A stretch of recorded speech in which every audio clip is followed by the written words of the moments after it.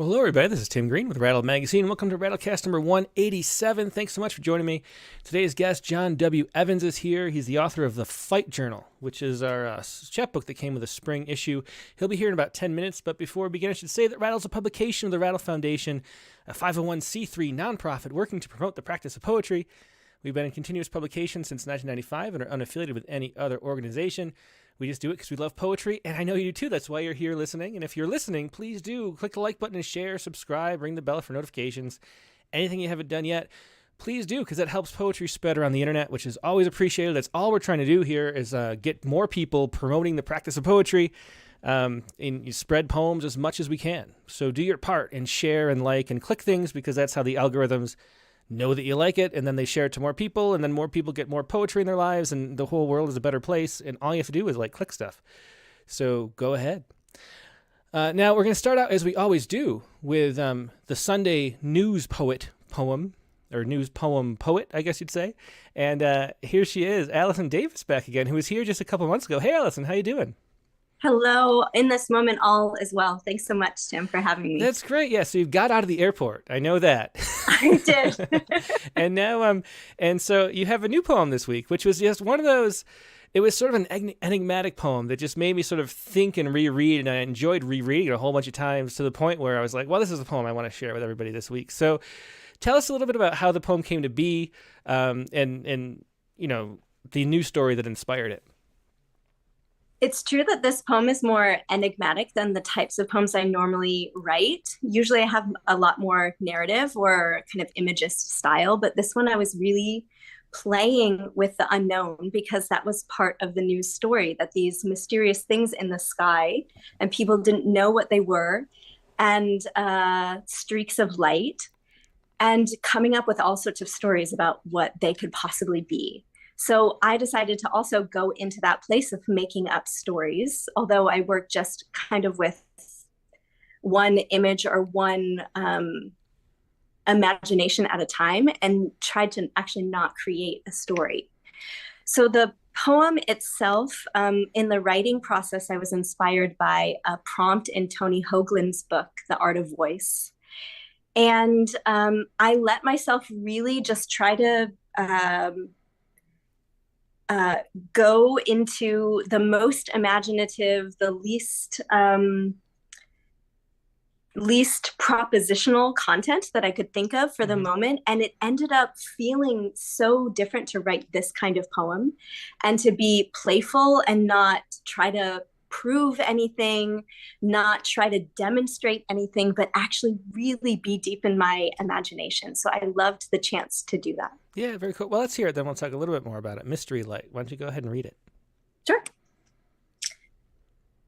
Mystery Light. Have we finally become a visionless people? We confuse self-combusting debris for stars and blame everything on our earthly enemies. Sometimes the light is nothing more than space junk burning up in the atmosphere. Restoration takes many forms. An eclipse is also a story of molting. The sky gazing continues.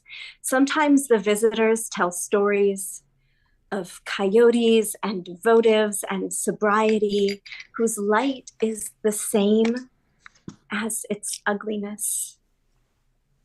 They return from the faraway camps carrying baskets woven with light. The light is more than skin stretched over the surface of a galaxy. The stories are less than the future on an old man's tongue.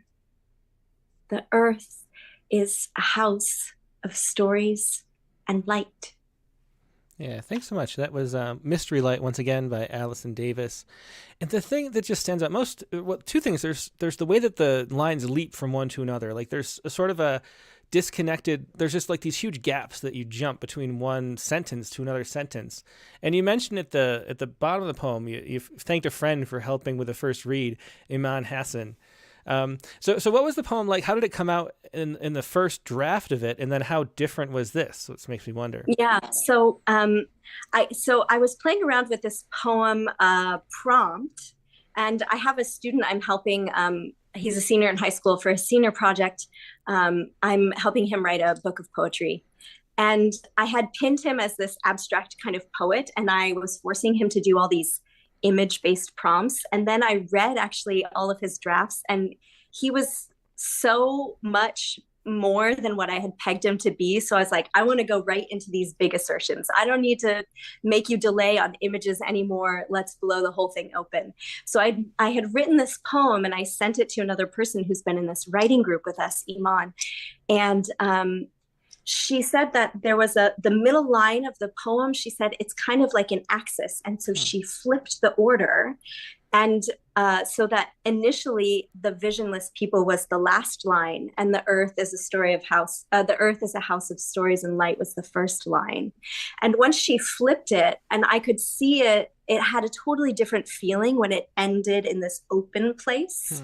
And then it allowed me to see where the line breaks could create sort of these interesting last words, where then you breathe before the next line. And I loved the way it felt, and I loved the way it sounded. Yeah, that's a great description. And one of the things on the Critique of the Week that we do every Friday that I wish I did more of, I'm not really good at it like that, is switching the order of things and moving whole stanzas around. And if you can imagine, like looking at the poem, I'll put it up on screen one more time, but if you imagine the earth is a house of stories and light as the first poem, and then ending on have we finally become a visionless people, there's really such a different effect when you think about it that way. I mean, it feels, even though it ironically ends in a question, it feels so much like I have a conclusion. Whereas, like, it felt heavy to me too. Exactly. That in the end, actually, that wasn't the feeling that I took away from writing the poem or contemplating these lights in the sky. It actually felt like an invitation, and not like we're devoid of vision. Yeah. Like it was writing the poem almost helped me regain or like redeem the ability to create these kinds of stories about light. Yeah, that's great. And I love the line too about sobriety whose light is the same as its ugliness. I mean, it's such a great way to think about it that I'll think about every time I think about that. And great poem. Thanks for sharing that as always, Alison. Good to see you again. Congratulations. I hear you have a new book coming out and a chapbook too. It's just some good news over the last couple of months since we saw you last. So congratulations on that too. Thank you. Yeah. Well, take care, and we'll talk to you again soon. Yeah, you too. Okay. Have a good night. Yep. Bye. Bye. That was Alison Davis with Mystery Light, Sunday's poem on Rattle.com. Now we're going to take a quick break and get to our main guest, John W. Evans. Most of you probably read his book, so we'll hear his perspective on the poems and hear the poems in his voice, which would be a lot of fun. So sit tight, and I will be right back with our main guest, John W. Evans.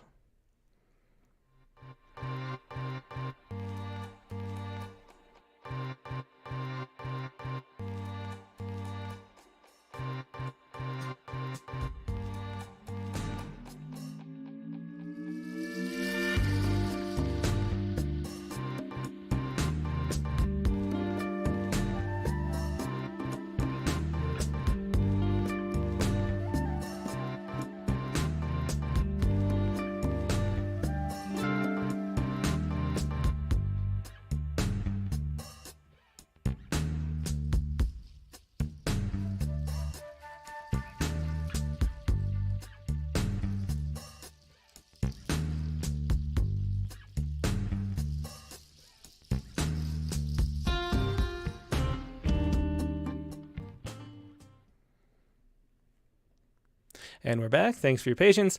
Like I said, today's guest is John W. Evans. John is the winner of the 2022 Rattle Chapbook Prize, the last of the 3 winners that we published for the Fight Journal, which is the book right here that came with your spring issue. He's also the author of Should I Still Wish, a memoir, Young Widower, also a memoir, and the Consolations, poems.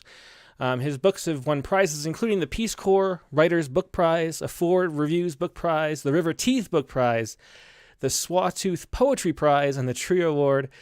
Should I Still Wish is published in the American Live series. John's currently the Phyllis Draper Lecturer in Nonfiction at Stanford University, where he is previously a Jones Lecturer and a Wallace Stegner Fellow. He lives in Northern California with his 3 young sons, and here he is, John W. Evans. Hey, John, how you doing?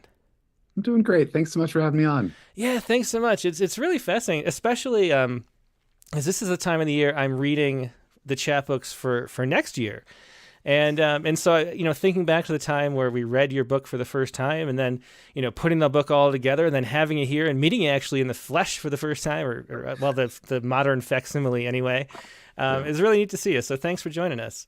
Well, thanks for having me. Thanks for letting me follow Alison too. What a beautiful poem to follow. Yeah, she's great, and she had 2 books accepted in the last couple of months. So maybe we'll have her on as a guest too. But you wanted to start out with a poem not your own. So let's do that. What do you want to read? So this is a poem called Moths. It's from Evan Boland's poetry from her book In a Time of Violence. It's a poem I love, and it's populated with imagery of transformation and change, and things fading. And the central figure of the poem is a shadow by which the narrator measures the passing of time as her children grow older, which I thought, in addition to just greatly admiring Evan in her poetry, I thought complemented the Fight Journal well. So this is called Moths. Tonight the air smells of cut grass. Apples rust on the branches. Already summer is a place mislaid between expectation and memory. This has been a summer of moths. Their moment of truth comes well after dark. Then they reveal themselves at our window ledges and sills as a pinpoint, a glimmer. The books I look up about them are full of legends. Ghost swift moths with their dancing assemblies at dusk. Their courtship swarms. How some kinds may steer by the moon. The moon is up. The back windows are wide open. Mid-July light fills the neighborhood. I stand by the hedge. Once again, they are near the windowsill, fluttering past the fuchsia and the lavender, which is knee-high, and too blue to warn them they will fall down without knowing how or why. What they steered by became suddenly what they crackled and burned around. They will perish. I am perishing. On the edge and at the threshold of the moment all nature fears and tends toward, the stealing of the light.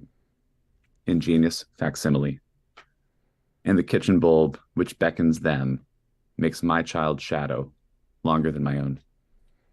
And that was Evan Boland from New and Collected Poems, Moths. And I should say that we're sharing that poem courtesy of this website, which is Dragonfly Poetry and Prolixity.blogspot.com, which is just where it came up on Google. Probably posted without permission, but we love poetry, so that's fine with us. So John, I wanted to ask, why did you want to start out with someone else's poem? Because it's when you said you wanted to, and you've seen people do readings like that, I wondered maybe I should make everybody do that. So is there a reason I should maybe make everybody do that? I think it acknowledges a debt, maybe, that we all feel we have to poets who make us feel ambitious. I had a teacher once say to me, I said how frustrated I was that the poetry I wrote, would never be as good as X, and he said, well, try not to think of it as jealousy. Try to think of it as ambition. And I think that's such a great way to think about poetry, which is that there are these North Stars that go before us and who inspire us and who write these things. And I think it's into those traditions that we try to write our own work. However, successfully, who knows? We'll let the next generation judge that, I guess. But yeah, and I just like the idea of acknowledging the poets we love and the poems we love. I also feel like when I see other writers do that, there is invariably some poem or poet I've never heard of. Mm-hmm. It just makes me so excited to discover a new writer, a new poem. So yeah. Well, it was perfect with the Irish poems issue that we just put out to go along with your chapbook, even though it's just a coincidence. Yeah. But also, I always think of poetry as sort of there's this picture in my head of it as being this like huge dinner table conversation, and everybody sort of pulls up a seat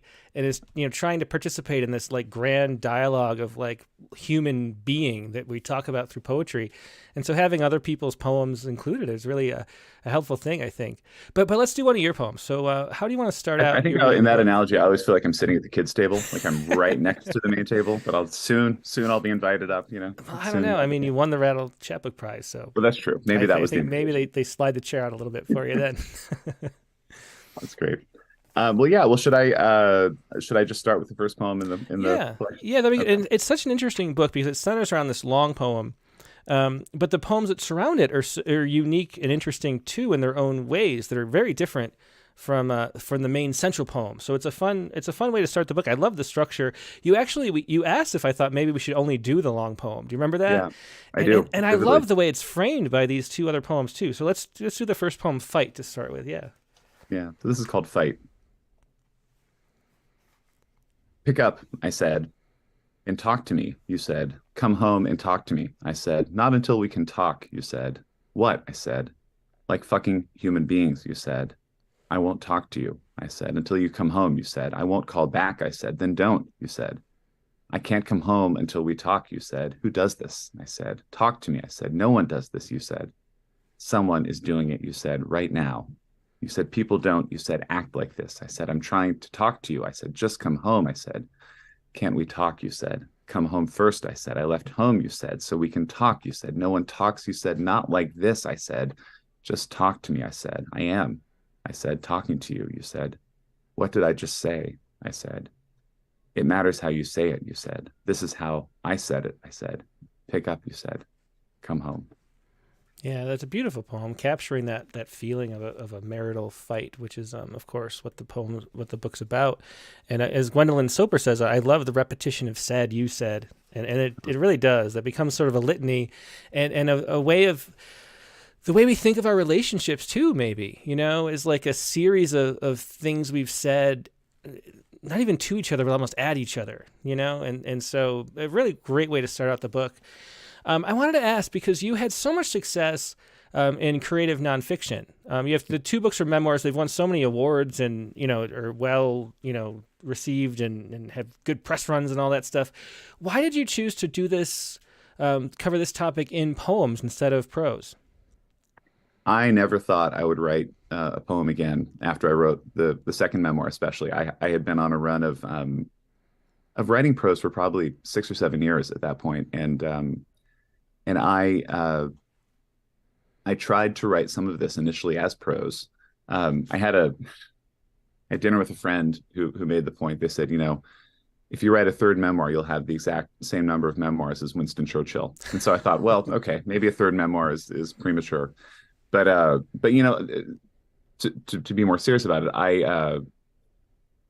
I couldn't find the energy of the voice in prose. It just wasn't working in prose. And so I had these blocks of very unformed writing, and I started to think about them as poems. And what would I remove? What would I shape? How would I get things narrowed down to some kind of either lyric essence or voice? And then I just felt they had this urgency. And then when I started to get that confidence back, I wrote other poems, and I rediscovered, I was trained as a poet. I spent many years writing poetry, having all my poems rejected, sending them out in broad swaths. And I did find earlier in my life that poetry was a pretty good way to tap into really raw emotion. And so I kind of rediscovered that interest, that ability, writing about this subject matter. So it seemed to dovetail pretty quickly into, okay, what do I want to do here with poems? And the problem with the advantage of prose maybe sometimes is that you can get exposition into a piece of writing without the quality of the writing suffering. Sometimes it's harder to do that in a poem. But I think the advantage of the poem was distilling things down to an essence, an image, a voice, an idea, and then not having to fill in quite so much context around that. So that's where I found myself moving back to poetry, and now I'm kind of writing mostly poems again. So I don't know how it ended up that way, but I've ended up somehow working in these two genres pretty consistently. Yeah, that's really interesting. What is it like to put together a prose memoir? Because I think that's something that a lot of people probably listening are like have thought about maybe, but have not. It just seems very daunting. But Right. Is the process of like narrowing it down around themes? Is there like a poetry to that? You know what I mean? Like, is there a way that you write and then is it sort of like a fractal version of a poem where it's like, you're shaping it, but at the length of like 200 pages or whatever it is? Yeah, it's interesting. The way I don't know how to write a memoir. I wasn't ever taught how to write a prose memoir, but what I did when I started writing Young Widower, especially, I had written a series of elegies for my first wife who passed, and I was writing those on kind of a monthly, a couple a month. It was sort of the thing that kind of grounded me to the world for a little while. Was writing those poems, but I reached a point in my life where I really wasn't sure why I was still writing elegies, because my personal life had moved forward. I was remarried. I had children, and I didn't understand why I kept returning to this form. And particularly, the elegy is as we know always going to do three things. It's going to acknowledge the loss. It's going to honor the dead, and it's going to instruct the living. And I just started to think, had I exhausted this form, and then maybe had I exhausted my voice? Did I have nothing really new to say about these things? And Van Boland, whose poem I read, actually, she said to me, well, why don't you try writing a prose memoir? And you can just put that to the test. And if it's true, well, then you're done. And if it's not true, maybe you have something new to say. And so the first part of Young Widower I wrote was basically in response to this question, am I still writing elegy, or am I being opportunistic about a subject matter that I don't have anything more to say about? Mm-hmm. And that was really generative, because in asking this question of whether I was writing elegy or am I writing narrative, I found myself revisiting parts of my life with Katie that I hadn't written about before. And I didn't really come to an answer to that question, but that question generated 4,000 or 5,000 words. And when I finished that, I thought, okay, well, what's another question I have? And the next question was, it had been years since Katie had passed. Why did I still have such a hard time with sleep? Mm-hmm. So I wrote an essay about that. And, and I started to just pose these questions to myself over a short period of time. So the advice I always give when I teach memoir, people ask about writing memoirs. I say, if you just start with questions that are generative, that aren't terminal. So, not like how much, does a hamster weigh or something, but if you start with mm-hmm. questions that are truly generative, why am I still writing about this? Why does it interest me? Am I a phony? You can use those to write through the process. And it tends to be really generative. And I probably had 11 questions or so related to that. One of the questions was, why had I never written about the circumstances of Katie's death? And that was really, really hard to write toward, because it involved revisiting things I didn't want to think about, much less feel about again. But as I did that, I was able to get something new on the page. And I came to the end of it, and the last chapter of that book is a long reflection on the book of Job, and it's another kind of authenticity questioning chapter. Mm-hmm. But so I always say start with one question, answer it, ask another question, answer it, and then you string those questions together. Don't worry about chronology, don't worry about structure. I think the thing we've borrowed from the poem, as you know, Tim, I'm sure there's a lot of essays and memoir being written by poets now. And what we're doing is we're using the lyric form. We're using the associative form. We're writing according to our tangents and our voices and the things that interest us. And we're piecing those together. And none of us have degrees, and I think they call it narratology now, narrative training. Mm-hmm. But we're writing from a posture of authenticity and lyric approach. And that has generated no small number of beautiful memoirs that work in that way. So again, that idea of tradition, and poets who've done that well, there's, whether it's, Jeanette Winterson or Van Boland, or there's just even Adrienne Rich, these great memoirs that are organized on that associative structure. Mm-hmm. Yeah. It's, we never actually talked about this, but in the book, in the Fight Journal, there's this section where you mention Katie's death.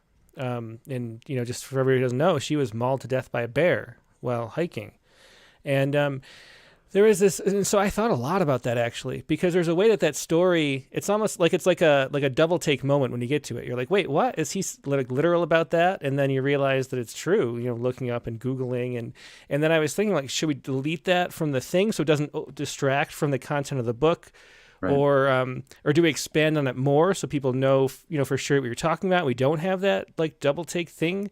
And I decided it was the perfect way you'd handled it, which is to mention it sort of casually and then people can dig into it more, but it's so it wouldn't like overwhelm the rest of the book. Is that something that you struggled with? Because it's such a story that it's just a shocking thing to think about and imagine your experience with that. Is it something that you thought about not including in the book? Yeah, and I think the way I included it was as glancing and acknowledgement as I could. I mean, there's the part of that poem where I'm sitting with Katie in a dream. I have not had a lot of dreams about Katie. Katie's the name of my first wife. I've not had a lot of dreams about her, but I'm sitting with her on the side of a hill, and it's all very. And that was literally a dream. I just woke up and wrote down. But that dream, something that continues to feel unresolved in my life is, I think, when in other people can speak to whether this is true or not. This is entirely my perspective in my life, is that you start to delineate time according to sort of before and after these really formative events, especially something that's both tragic and traumatic, and they almost start to feel like different lives. And then you are the coherent center of that. But the analogy I like is, it's almost like two people are walking on either side of a river, and you're just talking back and forth with yourself about, these different aspects, these different parts of your life.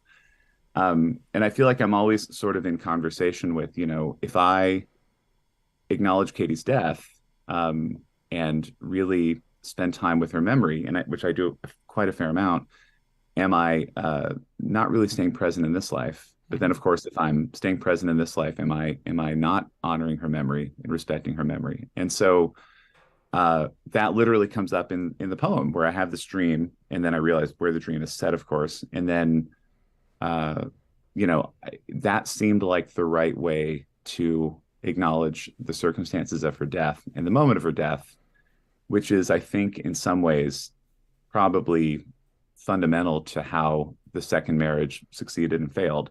So that was in there as kind of a foundational piece that probably I don't know how I could have honestly accounted for the fight journal without the poem, without acknowledging the timing and the sequence of events. So it had to be in there. Yeah, and it's hard to not then drop 7 pages of prose exactly about the event itself, because I want to, and I don't want anything to be misunderstood, but that's, I guess, the risk you take writing anything.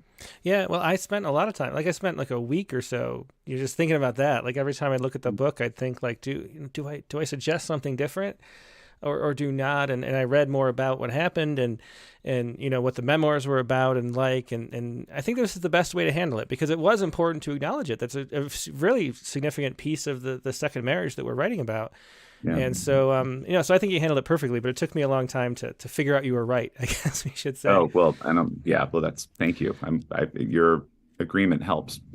Yeah. To the point where I didn't even bring it up, but I thought about it. But let's read some more poems. Do you want to start with the fight journal? Yeah. Is there a section you'd particularly like to hear more than another? Or I'm not trying to put it on you, but it's such a long poem. And I know we joked about, I would say there's 2 more poems left, and then I'd start reading the 34 sections of the fight journal. Anyway, is there a section? I don't know. I mean, maybe start at the beginning, maybe the first 2 or something. Sure. For the first one, yeah. Okay, the fight journal.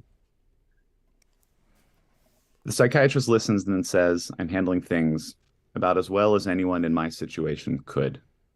I'm remarkably accepting of what is happening, she says, and that's good. I'm deriving a sense of self from my responsibilities. I write that down for later. And people don't always do that. I'm working, I'm sleeping, I'm even reorganizing the house. More than anything else, clearly, I'm thinking about the boys. I'm enjoying my time with the children. And people don't always do that either. The day my wife moved out, I hired Christopher to put together new furniture. 2 bright yellow bookshelves, the weird glass cabinet thing, the front table, a small side table, the tall bookshelf I bought to make a comic book library, and hold the new PlayStation. I was trying to make the house less fancy. I wanted to replace my wife's antique furniture on the cheap. Really, I wanted the boys to come home from school and see that things were still in order at Dad's house. I was jealous, a little threatened even, when they saw Mom's new place and loved it, the tiny duplex next to the Safeway in our old neighborhood. It had vines growing over the walls and seeds she had already swept to the corners of the patio under a rusted grill. The boys' beds were bunked. She had painted them yellow and green. Well, Dad, Walt said, after finding the little courtyard where he could practice soccer, at least you get the bedroom all to yourself now. And those are the first two poems from, or first sections from the title poem, The Fight Journal, which is the long central poem to this really interestingly structured book about the way a divorce breaks down. So how much, we can talk, as we'll read more poems, we'll talk more about your specific, this is analysis kind of your own divorce. But how much have you thought about divorce in general? As a consequence of this, thing that you've gone through. I think I don't know the numbers. I should have looked them up before the show, but like the majority of marriages end in divorce at this point. And talking to divorced people, so many people say congratulations now, which is interesting. Yes, no one congratulated me. Yeah. So, maybe, yeah. So I don't know. Like, why do you think, why do you think the rate of divorce has gone up so much? Is that something you've thought about? I'm sure I have theories. I can't. Part of writing this poem was trying to get into what it means to own how the marriage fails, and I think that as much as easy as it is to assign blame, it's something that is owned together, and I think that there's two parts to that. There's the reaction to it, which is individual, and then there's the collective experience of it. And when you have kids, it has to be collective, and you have to account for it, as a family, because you're going to be a family living in two homes from now on. I can tell you that a great exercise in self-loathing for those who would like to practice it when a divorce is happening is just try to Google the divorce rate, because depending on the political bias of whichever website you find, you'll find a number from anywhere from 80% of marriages end in divorce to 12% of marriages end in divorce. And then you can break it down according to demographics, and it just becomes a mess of numbers. I can say I was the first divorce in my family, and having grown up, Catholic and Midwestern, it was hard to not feel that myself. Not my family was wonderful, but it's hard to not feel that myself, according to my own culture and experience, to not feel that as a kind of failure. And I think that the failure was compounded by a very unrealistic sense I had that having suffered through a pretty profound loss, there would be an ease to the rest of life. And that, that was a pretty foolish way to think about the world and to think about life. But I certainly clung to it. So I don't have a lot of friends who've gotten divorced. I think I'm still kind of the redheaded stepchild of the social world around my school and that, but or my kids' school and all that. But it's certainly less of a taboo than it was when I was a kid. So that in that way, I think it is seeming more and more common. Yeah. Mm-hmm. Yeah, to me, I always think of those studies that how arranged marriages have a higher happiness, component to them in surveys and things like that. And there's a way that, like, because divorce is possible, that you're always thinking of the possibility, and then that becomes something that it becomes a possibility because you're thinking about the possibility, and it sort of builds on that. And I wonder if that's the main thing that causes it to increase. I think also maybe the expectation, I lived in Bangladesh for 2 years, so I'm not an expert in anything, but I had some experience living in a culture where arranged marriages were the norm. And I think where you start from is such a different place, because I think that I'm as guilty of this as anyone, to feel, you project fantasies onto both another person and onto a situation. Mm-hmm. And it's really not their responsibility to carry those fantasies, or what I mean? And you have to make a space for the fact that, like everything, people change, and you grow, and some couples, my folks have been married for 50 odd years, and they have grown together across that time. My brother is the same way. And you see marriages around you where people really do make those choices and make those decisions to grow together. And then some people don't also. And again, there's a lot of choice involved there, you know. And the other thing that I always think about is the way that, so much of our media and our literature is like the courtship phase. There's so Right. little literature about how to make a marriage work. It's always in happily ever after, and you just assume that once you find the magical partner that you've been searching for through the whole movie or book or whatever, that's the end of it. And really that's like the beginning of the ways you have to interlock and figure it out. And so there's very little. I mean, thinking about way, just literature and things like that are about marriage itself. It's such an uncommon topic. Yeah. Yeah. And I think that, one of the poems, Marta Tikkanen's poem, which I talked about a little bit, Love Story of the Century is a real precedent for me of a poem about a marriage that's failing and a divorce that follows. And that poem was taboo shattering when it was published. Not in the United States, by the way, but when it was originally published, it was taboo shattering, and then it came here in translation and performed that same function. So, there's both the fantasy of what a marriage might be, what a relationship might be, and then there's the fantasy of how we talk about them and how we speak about them in public spaces too, which is easy to do when you're assigning blame, hard to do when you're trying to honestly account for failure, your own failures. Yeah. Well, let's keep reading poems from the book. What do you want to read next? Let's read, I was, how about number 8? Just because I think this follows section 8 from the longer poem. It's on page 14 of the book. Divorce changed how I thought about my first marriage too. I missed Katie without complication. In a dream, we talked for the first time since she had died. She told me it was all fine. She wasn't mad at me for remarrying. Nothing was meant to last forever. She was wearing a blue windbreaker, and we were sitting beside a lake, watching my second wife's family walk up a hill. It didn't occur to me until a few hours after waking that this was where she had died. I got mad at myself, my brain, my heart, for co-opting the place as consolation. You can't control a dream, the psychiatrist said, but I was pretty sure I could. I dreamt of Katie, 2 or 3 times since she died? When she went to college, Katie received her Catholic confirmation. I started going to church after my second wife left and praying the rosary daily, a kind of transactional deal probably that I wanted to strike with God, though the comforts of prayer continued long after the divorce was finalized. That first week, I turned off my phone and sat at the confessional grate. It was a Saturday, miserable and hot. No one else was in the church. We get a lot of widows, the priest said. It was the same thing the tattoo artist had said when I got the memorial tattoo for Katie. A different tattoo artist that week burnt a line from Paul's epistle, advising the Thessalonians to wait, to give thanks for the good news and burden no one with sins or charity. Advice I have never followed in my life.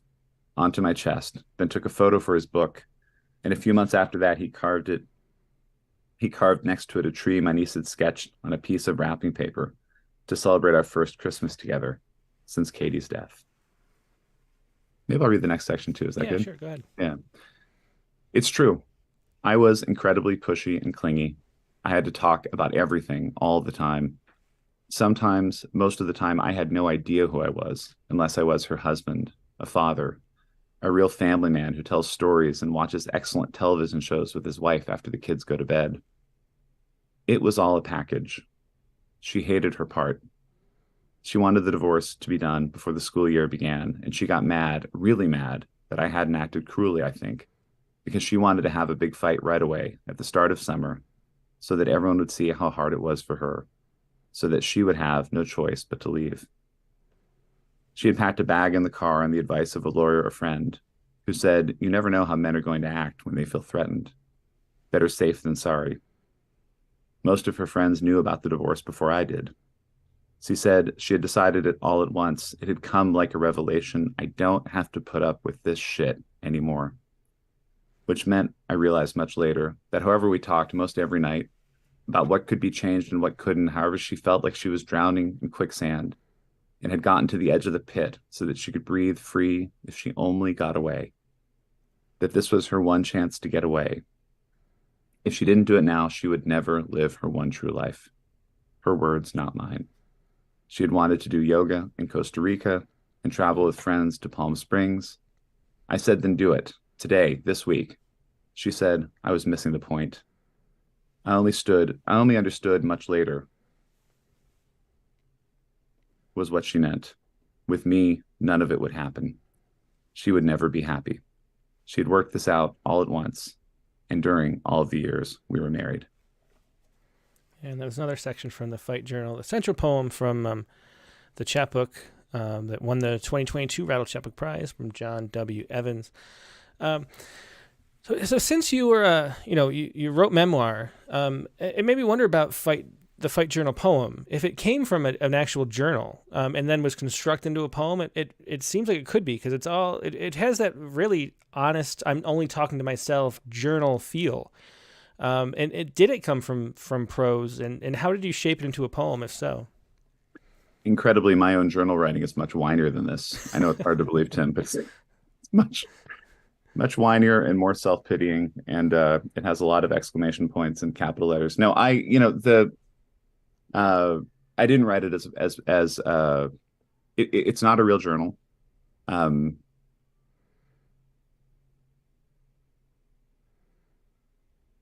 I did write a big stretch of it in one, a period of a few weeks, and then I put it away and didn't come back to it.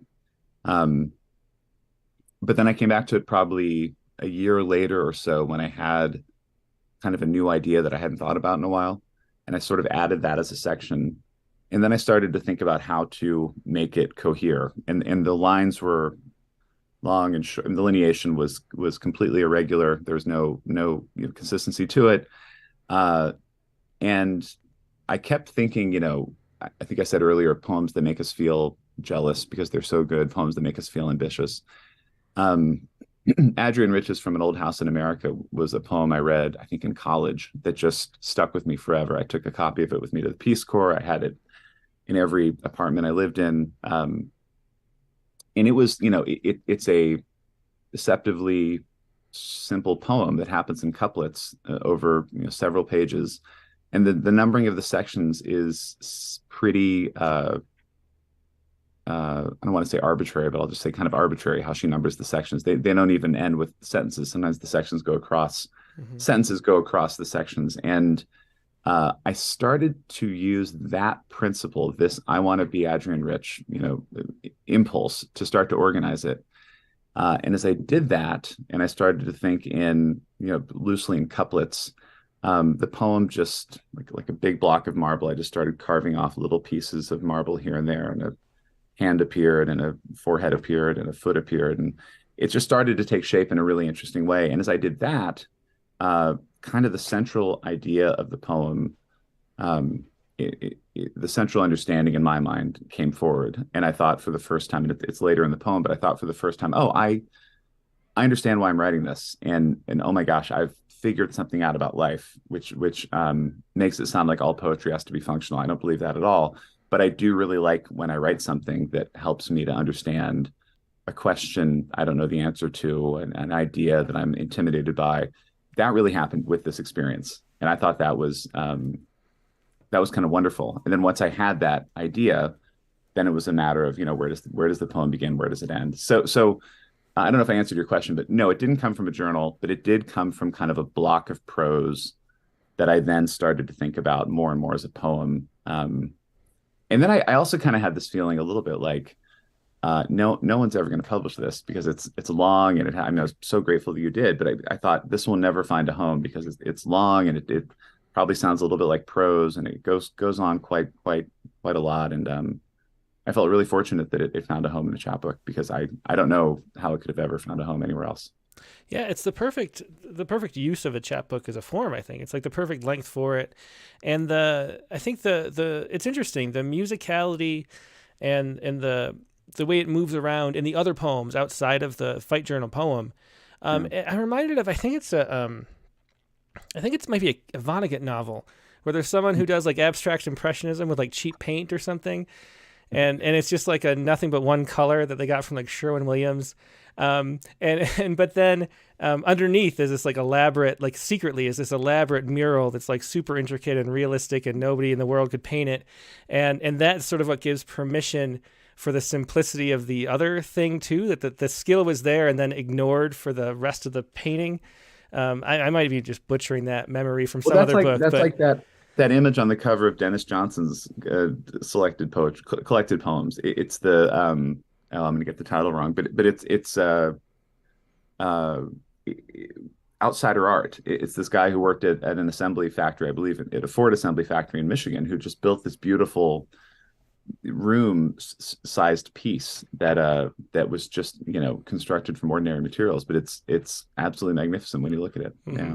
Yeah, and it's just so it really, as contrast, I guess, it makes the authenticity and the simplicity of the big central poem stand out even more, with the complexity of the other poems going on, like lyrically. And so I think it's a great use of that too, which is why I didn't want to get rid of the poems that sort of bookend the book. There's a question I wanted to ask too, and Nate Jacob beat me to it here. He says, was there ever a concern in the writing process providing both the he said and the she said? I love it, but it seems like it might be fraught with danger for me. And if you look at the reviews on Goodreads, which is a lot of people leave reviews there, I think it's all 5 stars except for a few people who didn't like the fact that it's like a one-sided story.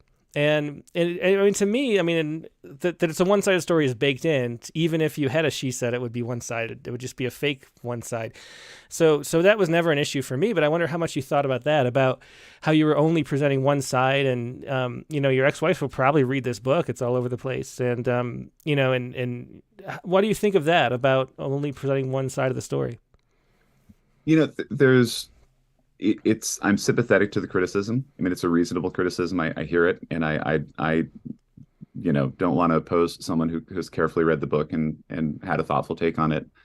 I think another danger that maybe would be presented with writing someone else's perspective into the poem would be to, I probably don't have the authority to speak for my ex-wife's subjectivity.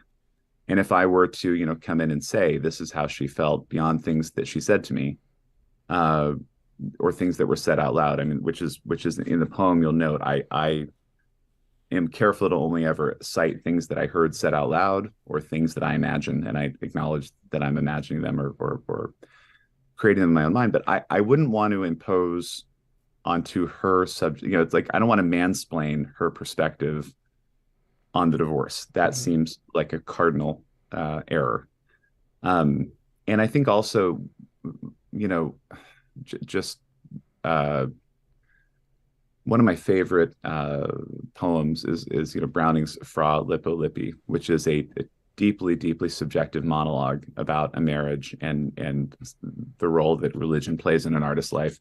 But in that dramatic monologue, he is very careful to only have his subjectivity articulated. And I think that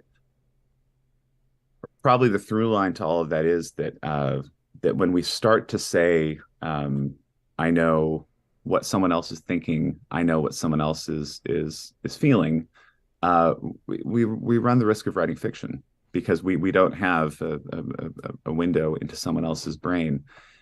I would say, though, that I don't think the poem is without critiques of me or my failings. I think the poem is very critical and kind of directly acknowledging of the things that I did wrong, was perceived to do wrong, was perceived to do that were, awful. So in that way, I think there is a representation of the perspective, but it's limited to what I can say with scrupulosity is true. Mm-hmm. I don't know. Did I answer that question? No, I think you answered it great. Okay. And Gwendolyn Soper says, like writing a memoir, perhaps, if anyone takes issue and says that's not the way I remembered it, the author can say it's the way I remembered it. And Right. it's, if you have one perspective, then it's just honestly your perspective, and the honesty of the book is what stands out. So it fits perfectly for me.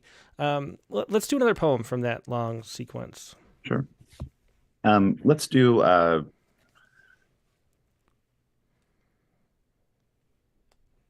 Let's do on page 32. So I'll read the last two sections of this poem. And I'll just say that Bill in section 30 is a friend who's mentioned a couple of times in the poem, in case you're hearing this for the first time.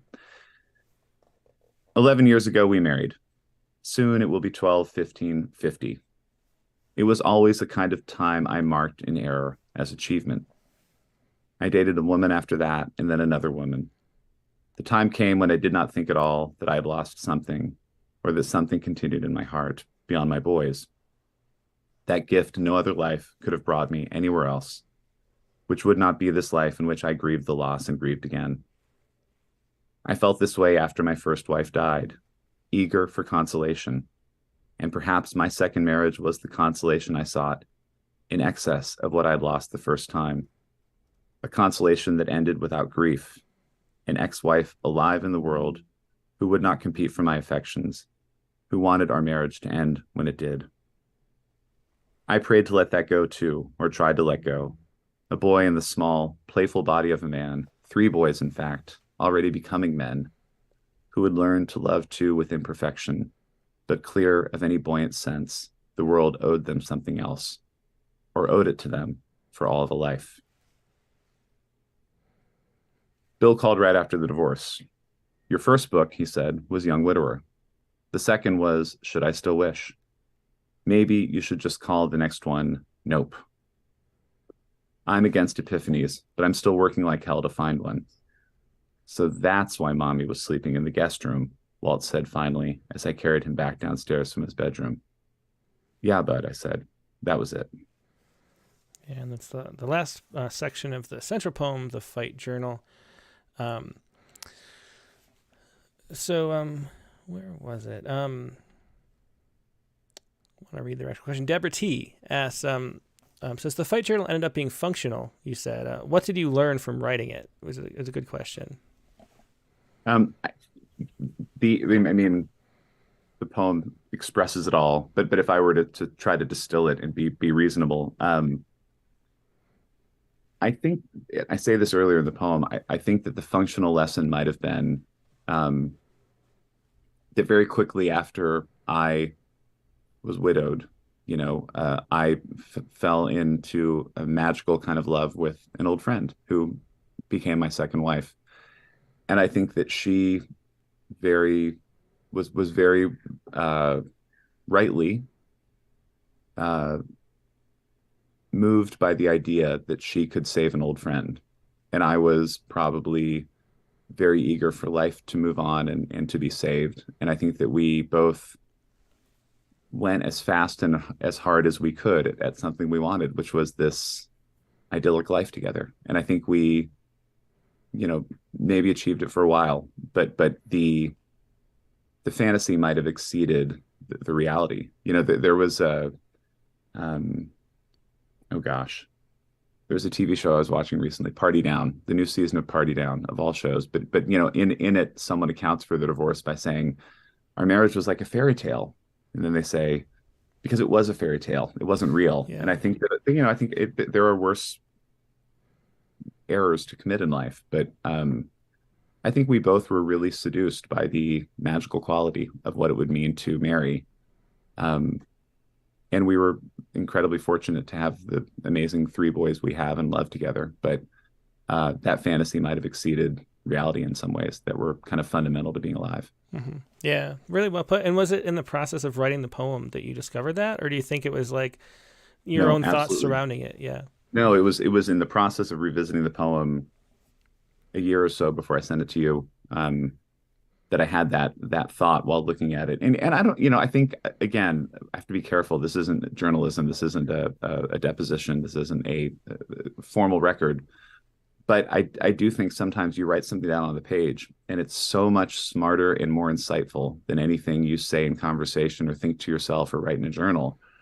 And then for me, I'm just like, Command S as fast as possible, like save it, print it. Don't let it be destroyed in the, whatever. And I think, that's something that I'm sure anybody who's paying attention to this right now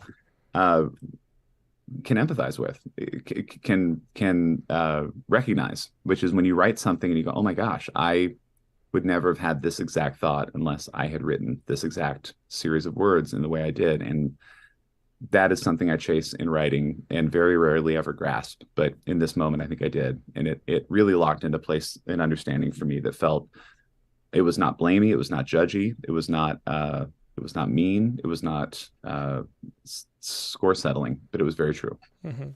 Yeah, I mean, that kind of self-revelation, maybe that the left brain putting into words what the right brain knows, that kind of thing, or pulling out into the surface the subconscious, or pulling out of the ether, the collective conscious. I don't know. Whatever that is the thing that interests me in poetry. And so it works that way when that works. It's hard to think of poems that I care about that don't do that. Right. And you mentioned, poems don't have to have a function. When you were talking earlier. So how does a poem work if it doesn't have a function like that? Can you elaborate more on that? I'm just curious what you meant. Or are you just trying to be nice? No, I think there are, what's the Green Fuse poem by, this is terrible. Dylan Thomas. You know what I'm talking about. Actually, there are. Okay. Well, I'm not going to Google it. So this shows the absolute limits of my knowledge, which is very, very shallow. But I mean, I think there are poems that in writing they capture a lyricality that feels magical, and it has very little to do with sense making. There are poems that dramatize a moment but sustain an ambivalence all the way to the end, and so there are poems that I love that and clearly I almost know the title of one of them, but but there are poems that I absolutely love that do that, and I think that those are of a oracular lyric tradition that isn't nearly as didactic as the kind of writing that interests me. Yeah, but I see a lot of poets doing, and I marvel at a lot of their poems. That's right. I mean, to me, I would just say that's like, and the poem is the force that through the green fuse drives the flower. And I don't know that poem, actually. Maybe we'll read it on the open mic later. But to me, that's like a poem like that, like you describe anyway, or like some great like E. Cummings poems that I love, or there's people that leap far, Wallace Stevens. Cantos, right? I mean, I feel like those are just the fringes of sense making. Like they're pushing as far as into chaos as sense can do, but it still feels to me like all the same thing. So I don't know. I think I know poems are devices of understanding and empathy, and I think it's hard to get away from that definition of having a function to do that. So I don't know. Interesting to me to think about. I don't know. I don't know that I've written the type of poem I'm describing. So I might just be imagining an ideal. You know what I mean? No, I think you have, or maybe. I mean, I was talking to Eric Campbell, my friend, the other day while I was shoveling snow, and he was talking about how he said he doesn't think he's ever written a poem because he's only written like a vertical argument, is how he put it. And do you feel that way? Do you have? Because to me, the poems, the first and last poems, especially in the book, feel like they're driven from that lyrical space where you don't know where you're going, and it's like creative, like throwing paint around, and then, oh my God, look at what I just did. Do you have a sense still of that, almost that you're writing a vertical essay, like he would say, that you have an argument that you're like wanting to put forth in words in that shape? I think that smallness is something that is very underrepresented in contemporary poetry. Smallness, pettiness, moments where we're not our best self. These are not as spoken with authority and conviction as they might have been in previous generations. There's an ugliness in the last poem in this collection that I absolutely love because it does speak the truth. It just doesn't speak a particularly flattering truth. That poem is Fireline, I think you're referring to. Mm-hmm. And it's born of literally, at a small moment in my life of taking great joy and thinking that this family cabin might burn down, and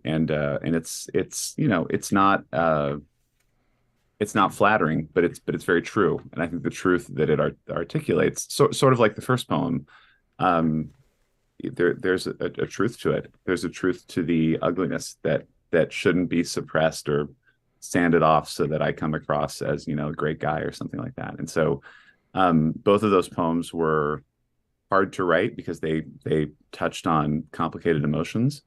But I think there's a joy. There's a Philip Larkin joy. There's a Alison mentioned previously. Tony Hoagland, I think, wrote a poem like "Reasons to Survive November" is a great example of that. He has that line, "And I hate those people back from the core of my donkey soul, and my hatred makes me strong, and my happiness would kill them." I mean, that's no one in their right mind wants to think they have those feelings, Mm-hmm. So, but maybe I'll read Fireline. Yeah, I think we have time for 2 more poems. So, and there's 3 left in the book. That's the thing with the chat books; we can get through most of it. Would be really, yeah. One of the poems can be very mad at me that I didn't read it afterwards. So this is Fireline. And when I heard the 2 cabins might burn down at the same time, or maybe even the same day, I rooted for the fire. Like many Californians, I followed with great precision and attention the interactive up-to-the-minute digital maps that showed a progression of devastation past the water's edge of the popular tourist destination, where my ex-wife family had leased summer cabins since the 1920s, where even that spring they had gathered to enjoy the beautiful, pristine wilderness of land the state said belonged to no one. It was a technicality. That outrageous claim renewed every 10 years by legacy, a claim I had once enjoyed in an elaborate festival of coming together we called a marriage. 10 years, then somehow faster and less forgiving, the controlled burn of divorce that took it back. It took only a few months to reach the woods and the lake. The second cabin was half the size of the first and much closer to the fire line.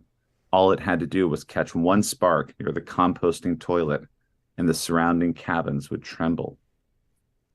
Unfair, that spark that every day kept not catching, as fist-size embers crowned the trees.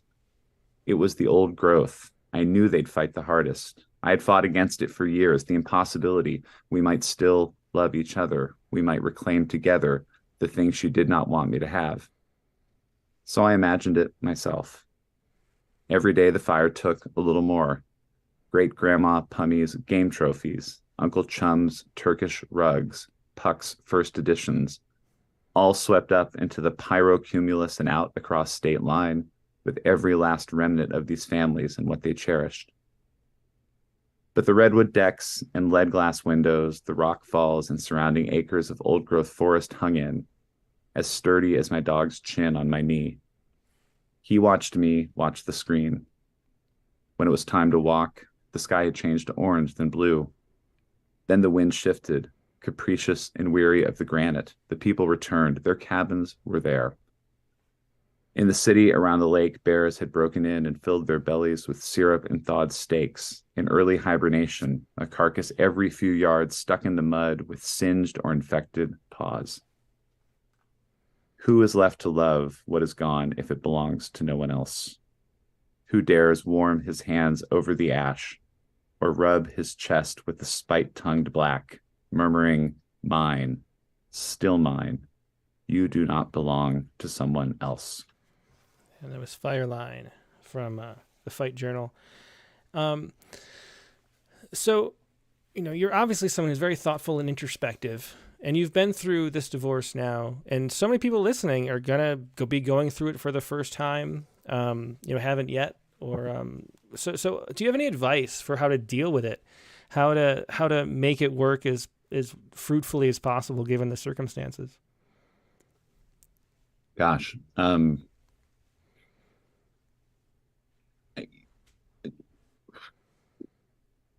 I think that the process of surviving many different kinds of loss is fundamentally the same.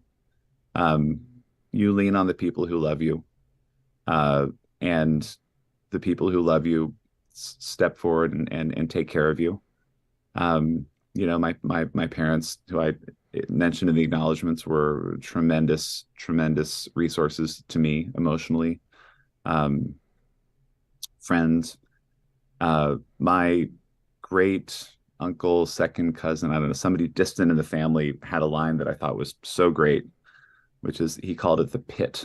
And he said, when you get divorced, you go into the pit for a few years, and then you just hope that you climb back out. And I think that there is, you don't think you're in the pit, and then you kind of start looking at the life you're leading and the choices you're making, and you start to think, oh yeah, I'm kind of in the pit. But it's also a tremendous opportunity to change things, and to, you know, grow in a new way, whether it's like stumping a rose, or you know, an olive tree or something that just, if you cut it down low enough, it will grow back, and it will grow back as something new and beautiful. And I think that if you're in that position of going through something like a divorce, it's not bad advice to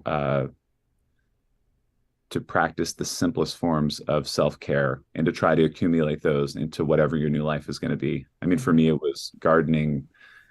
For me, it was a kind of a oversized commitment to parenting and to family life. I mean, I was already well invested in that, but and to spending time alone. And all of those have chances to do things I would never have done when I was married.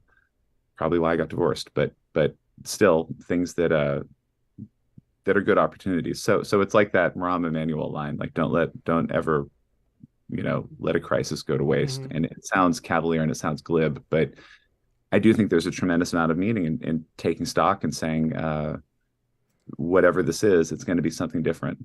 And so I might as well start doing those things on a very small level that will be the new life.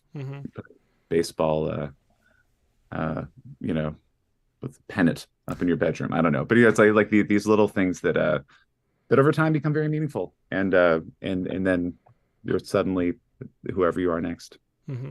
Yeah, really well put. And you know, there's a way that a divorce is a death too, because it's a death of a worldview, and so it's not surprising that, you know, your reaction and the way you have to deal with it is similar. So really well said, and so true, as people are saying. And people love that last poem, by the way. Everybody's saying amazing, and the metaphors there. And Dick Weisheimer says, this is the poem that makes me feel utterly inadequate to the practice of poetry.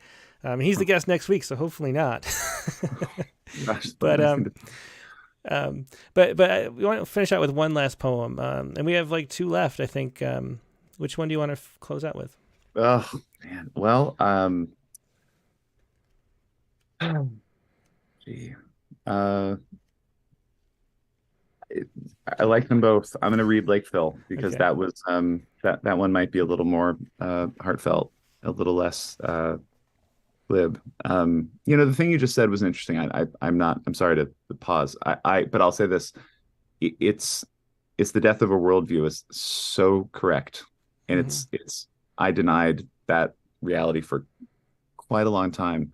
But there's also, in a divorce, there's someone walking around in the world who just, the way I always gallows humor, but you're just like, oh no, they just don't want me. They want to be with someone. Like, they want to be happy in the world, just not with me, you know. And it's and that's different from the kind of feeling that follows a loss, you know, which is that they're alive in the world. They just don't want to be with you. Yeah. Okay, this is called Lake Phil. Lake Phil. Summer in Chicago, day 5 with the cousins. You are with your sister at a different lake. When you come home, we will divorce. We have not told the boys, who are running to the edge of Lake Michigan and back up the hill, playing a game of war with 3 sides. They are just old enough, I no longer worry they will survive. The lake is low in June. I show my sons the first place I took you to show you something about my life. Concrete slabs that press the campus footprint in a shape of water, wind, and grass. This place of anniversaries where something now will not be remembered. I know we sat together much farther down the lake, Phil, near the beach. There was a feeling of first seeing the lake that I wanted to describe to you, how the ice and snow made places firm enough to start in any direction. One night, I nearly walked to Wisconsin with a friend. On the bright ice, we traced the jeweled campus, and the water beneath us made no noise. The water in the lake does not rise this close to shore. It only comes and goes, trapped in places where it keeps making the same mistakes. Our oldest son, who looks the most like me, calls me over to a fresh painted rock. Is this the place you said to spread your ashes? He remembers his great-grandfather's funeral or the giant bowl of ashes in your closet? Yes, I say. His brother starts crying. What is written on the slabs makes them beautiful. Marriage proposals, half rainbows, bits of verse from yearbooks. Not all those who wander are lost. We love the things we love for what they are. Near the path, I stopped to take a photo of these last days before the divorce. 3 boys facing the water in soccer jerseys. Our youngest son is nearly floating across a blue sky. His brother is jumping between the rocks across the water. What is written on these stones can be read clearly, even in winter, under the ice. And that was Lake Phil on one of the latter poems from the Fight Journal. John, thanks again for being a guest. I mean, thank you. Doing the chapbook series, I'm always reminded every time that what we're really looking for is books that are memorable. We're going through right now, and it's like, which ones stick with you the most after you've read them and make you want to read them again. And having, I get that it's fun because I get to have the submission phase, then I read it again in the production phase, then it comes out and I read it again, and then I have you again. So it's like 4 different times I get to revisit the book in a sort of a fresh way. And it's just as memorable every time. I'm glad you shared that with us and chose to do so. Really moving book and important for a lot of people, I think. So thanks for sharing it, and thanks for being a guest today. Tim, it was the most magical feeling in the world to get your call, which I sent to voicemail because I was teaching, but and then to listen to the voicemail, and I it's really it's really important to me to say that your editorial guide, stewardship, care, all of that was extraordinary. And you're quite a talented editor, but also you clearly convey these works into the world in a really meaningful way. And I just hope you know how grateful I am, and I'm sure I'm not the first person to feel that way. So thank you for Rattle and for publishing this book and for being such an extraordinary and caring editor. It's really, really special. Oh, thanks, Dan. And I should say that this was probably the least edited book that we had. I think there was like 2 typos, and I decided not to screw it up by changing anything. I told you not to screw it up by changing anything. That's all I did. Well, that was good advice, though. Yeah. Well, thanks so much, John. Great meeting you and talking to you today. Awesome. Thank you so much. Yep. Take care. That was John W. Evans. The Fight Journal is his newest book. You can find all of John's work at his website, johnwevans.com. Everything just like it sounds, johnwevans.com. Now we're going to take a quick break and go to the open lines tonight. And the open lines go like this. If you'd like to participate, email your poem right now to openmic. That's openmic@rattle.com. I'm going to get the Zoom link that me and John were just on, and I'm going to paste that into the Zoom or the Zoom link onto YouTube and Facebook, and you can pop on only if you'd like to share a poem. We have prompt poems you could share. You can share poems about current events, stuff you've published recently, anything you want, something you wrote last night or this morning. Anything you'd like to share, email it first to openmic@rattle.com, then follow the Zoom link. But if you only just want to listen and enjoy all these great poems, all you have to do is sit tight right where you are. We're not going anywhere. Just sit back, and the best place to watch is always YouTube and Facebook, because then you can see the poems as people read them. Always a lot of fun to do. So sit right where you are. I'll be right back with the open lines.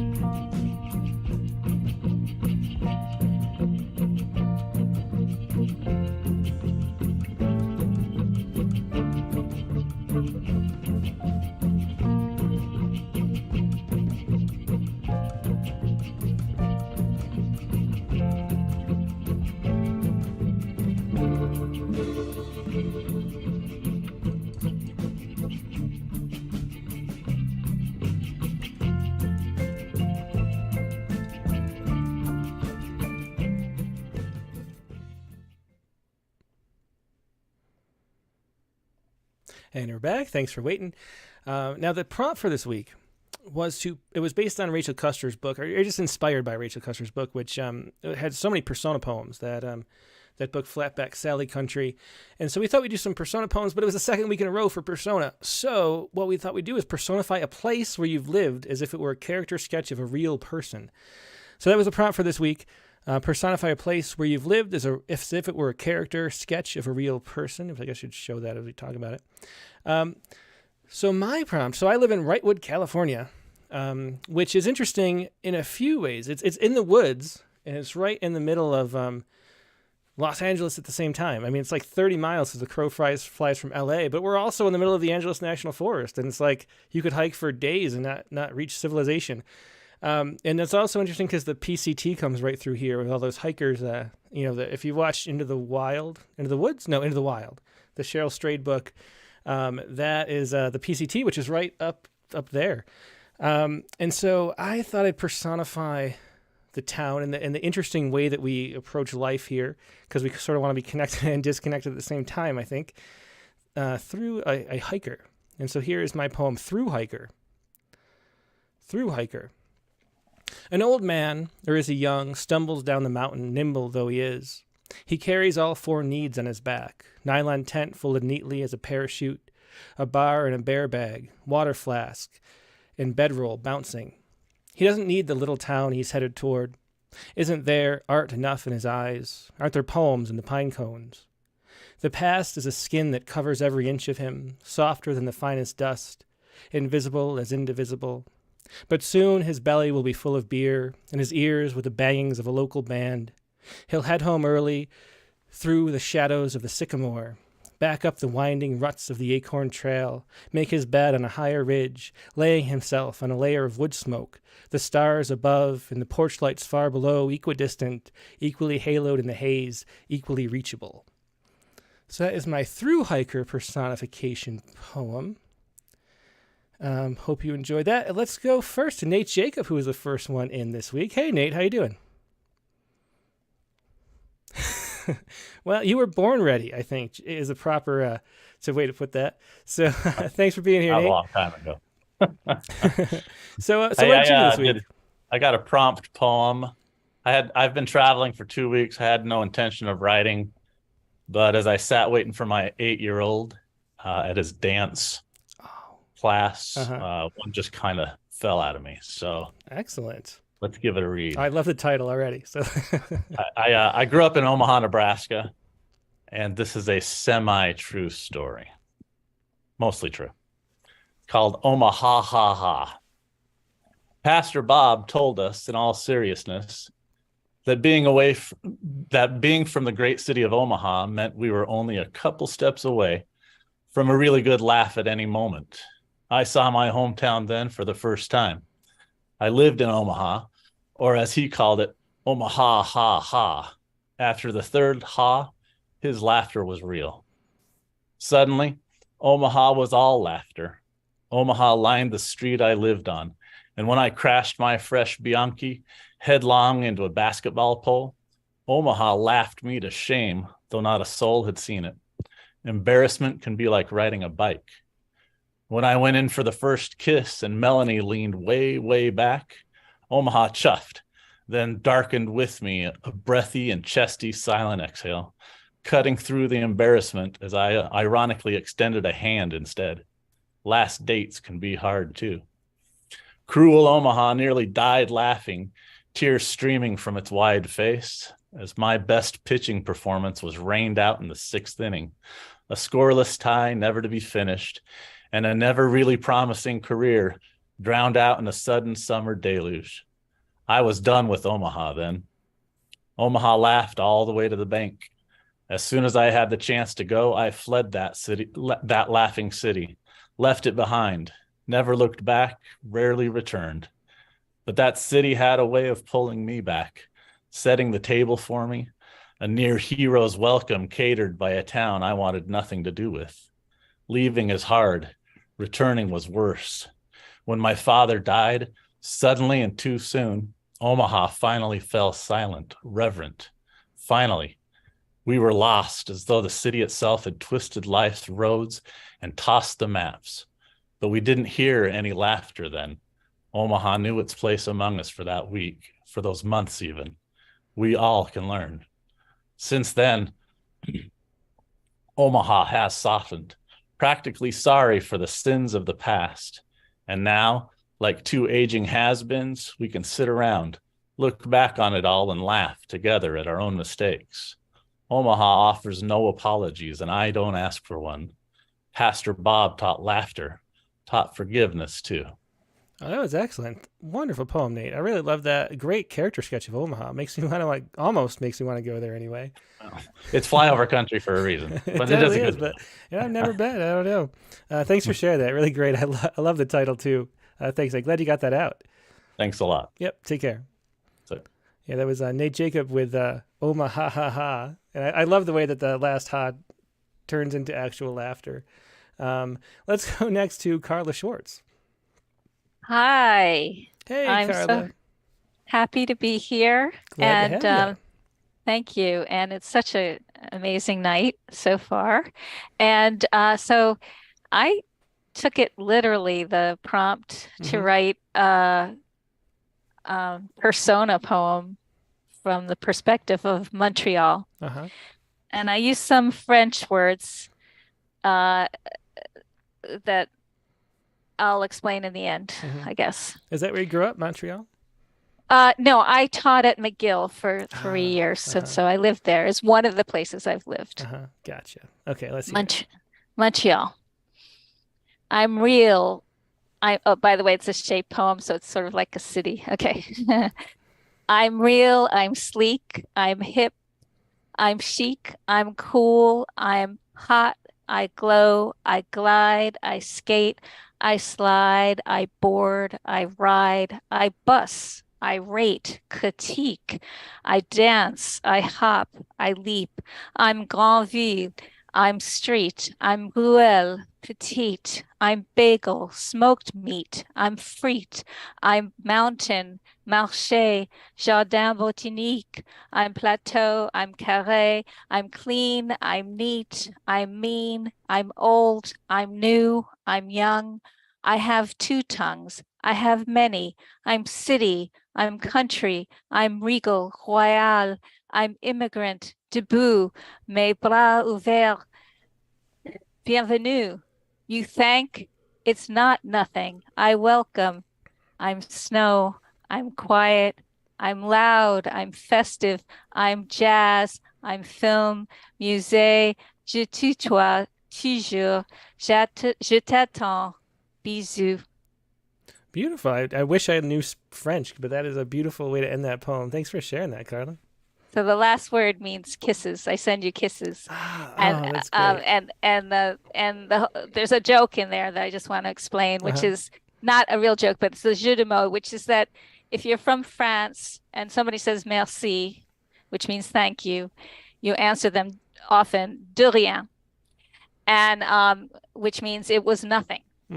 But in Quebec, it's translated, you're welcome like I welcome you. It's the same word. They use the same word that we use in English. They do the same translation. So bienvenue means you're welcome like I welcome you to my country, is also how somebody says merci, you say bienvenue.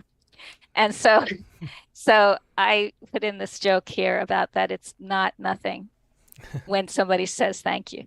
Oh, that's great. Yeah. I can't remember who I was talking to, but they were they were just going on about the way they hate when people say, oh, thank you, and then someone's like, it's nothing, like mitigating the thanks itself, even in the act of it. So very interesting to hear that. Great pun in there too. Thanks for sharing that, Carla.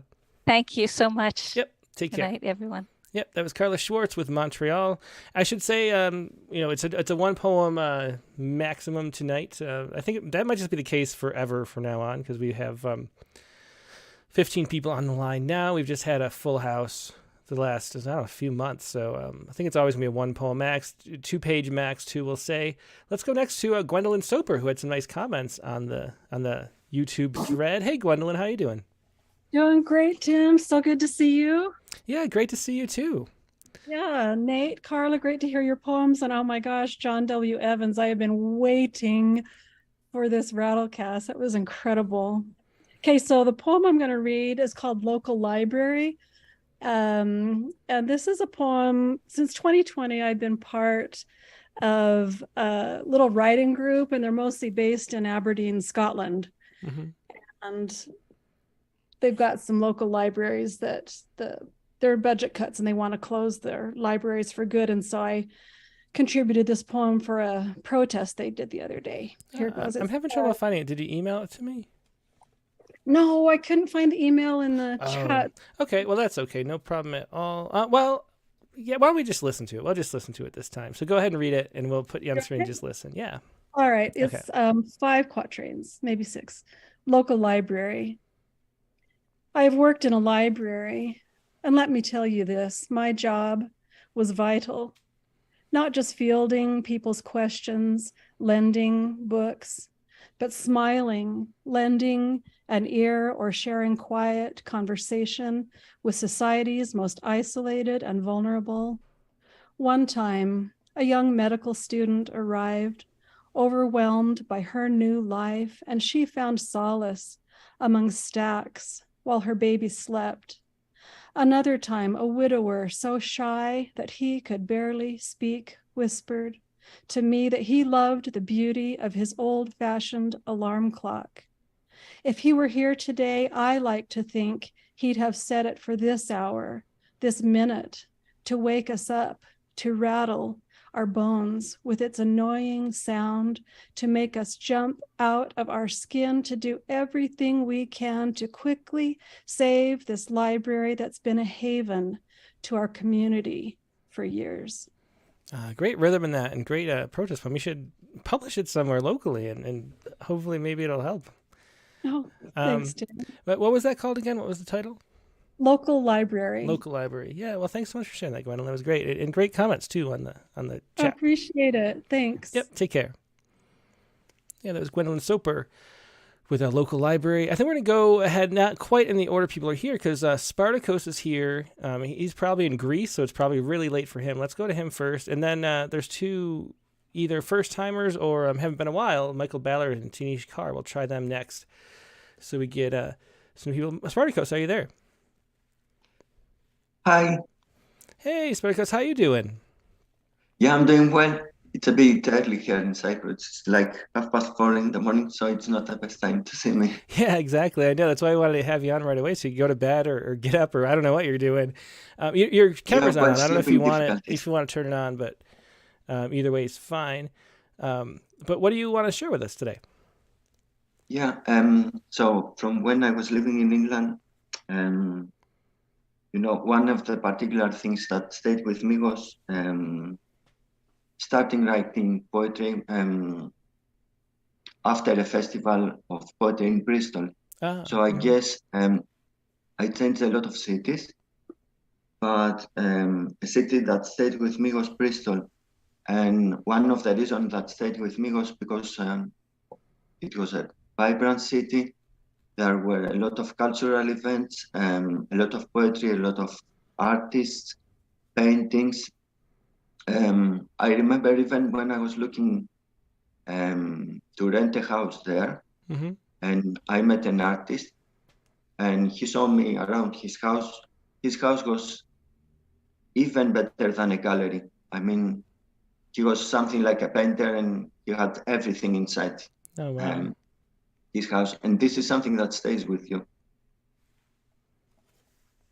And I guess when you are thinking about the city, you have different options. You associate with different poets. This was a time when I was experimenting with poetry. So I used to read different poets, and my poems were like different forms. Some of them were a bit successful, and some of them, they were not so nice. So my title of the poem is The Center of the Universe. And this is because I had a colleague, he used to say, oh, Bristol, this is the center of the universe. We were like in a different city. And I remember it after a lot of years when I went there. That's great. Let's hear it. Right. The center of the universe. How far would you travel for me? Bristol? Does it matter if I win or I lose you, Bristol? I'm going away, Bristol. Love is a lie. Maybe I need to lie to my truth. Love song is every bird song that travels through the sky and touches a heart. Bristol, do you remember my postcode now that I'm gone? Are you still reading Bukowski? You were sitting next to me. Everyone, Bristol, wrote one line of a poem in the Festival of Poetry when we first met. Except me. You were one of the love poems of Neruda. You were the words that I won't be able to tell you, but I want to remember. Nothing more. Oh, that's beautiful. And a Neruda-type style, the center of the universe. Thanks so much for sharing that, Spartacus. I love that. Thank you, Tim. Bye-bye. Yep. Always great to hear from you. It was The Center of the Universe by Spartacus and Agnosterus. Let's go to Michael Ballard next.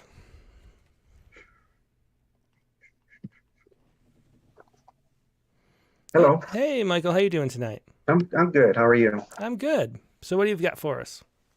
Well, okay, it's not a prompt poem. It's something I've been working on. I may change the title, but right now it's called I Don't Think So. Okay, let's hear it. Standing in the middle of nowhere, I look up into the dark canopy of an infinity, partially relieved by the panoply of pinpricks glimmering above. And beneath this shroud of immensity, I shiver. An appreciation of my insignificance, the unbearable lightness of my being. But why? Does the infinite firmament deserve its fearsome glory? Can it embrace the multitudes of Whitman? Can it bask in the transcendence of a flawless golf swing? Can it relish the toe-curling quiver that comes from slurping the succulent slug and briny nectar of a Maine oyster? Can it tremble against the warmth of a lover's breath? Can it know and endure the cascading shards of loss? No cosmic filament is going to savor the scent of a rose or curse the prick of its thorn. The cosmos will never be able to treasure its own terrifying beauty. Only we fickle ticks on the height of eternity, have the power to give the indifferent incandescence its due. It should thank its lucky stars. Very And interesting. I have a footnote. Yeah. The Unbearable Lightness of Being is the name of a book by Milan Kundera. Yeah, definitely. Great book too. And it's funny because the poem, I just have AI on the brain, but it reminds me too of, you could be spoken to artificial intelligence too, because we still have to be the eyes and the ears of the universe. Anyway.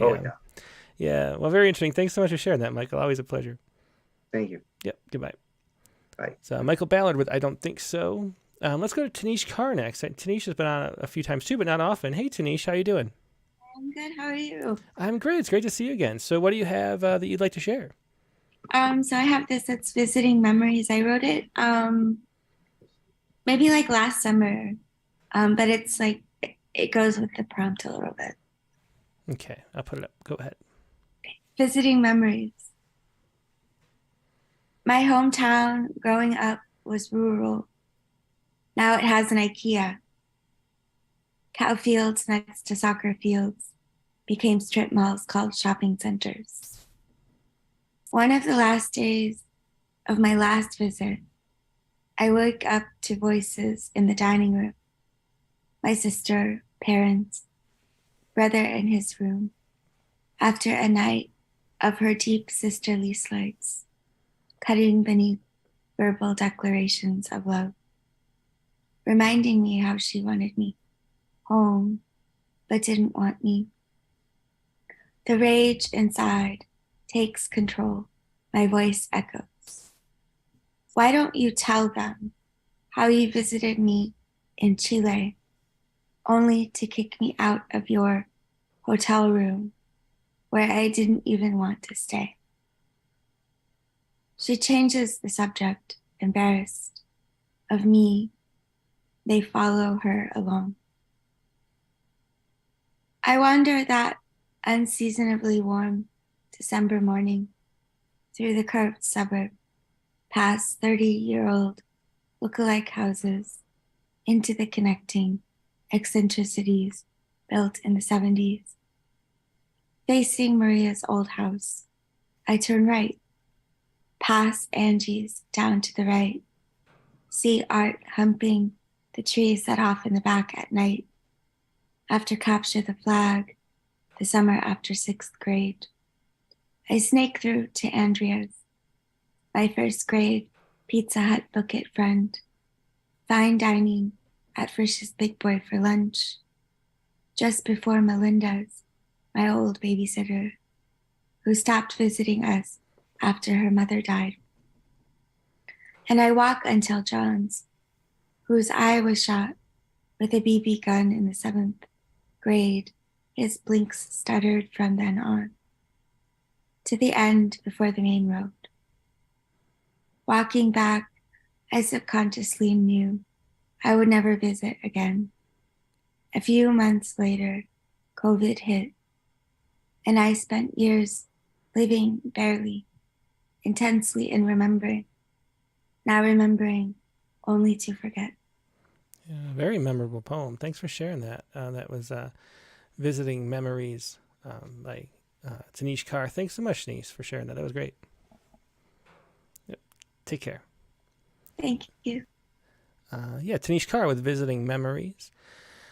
Next, let's go to, keep going in that same backwards order. Let's go to Rob Harris. Hi, can you hear me? I can. How you doing tonight, Rob? I'm doing okay. Thanks for putting me on. I appreciate it. Yeah, definitely my pleasure. What have you got that you'd like to share? Well, I had originally written for Poetry Respond something called Survival Mode. I was inspired by images from the latest atmospheric river. I guess by now it's not even the most recent atmospheric river to hit California, and the idea that trees were falling out of the sky and flattening cars, and people were, fighting to stay alive in California from snowstorm. Yeah, we got 2 feet. I was shoveling again. So, that was definitely. We got another one coming up on Wednesday, although I think it's a much milder one. But yeah.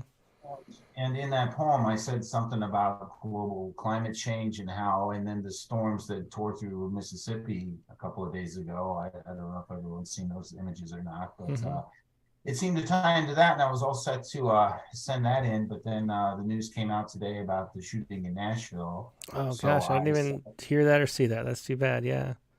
I sat down with a pencil in my hand and I let the words come to me as they always seem to do. And I suppose so no one's seen or heard this one before, but I wanted to share it just because it gets at kind of what I'm feeling. It's still another story about this. So this one has a trigger warning.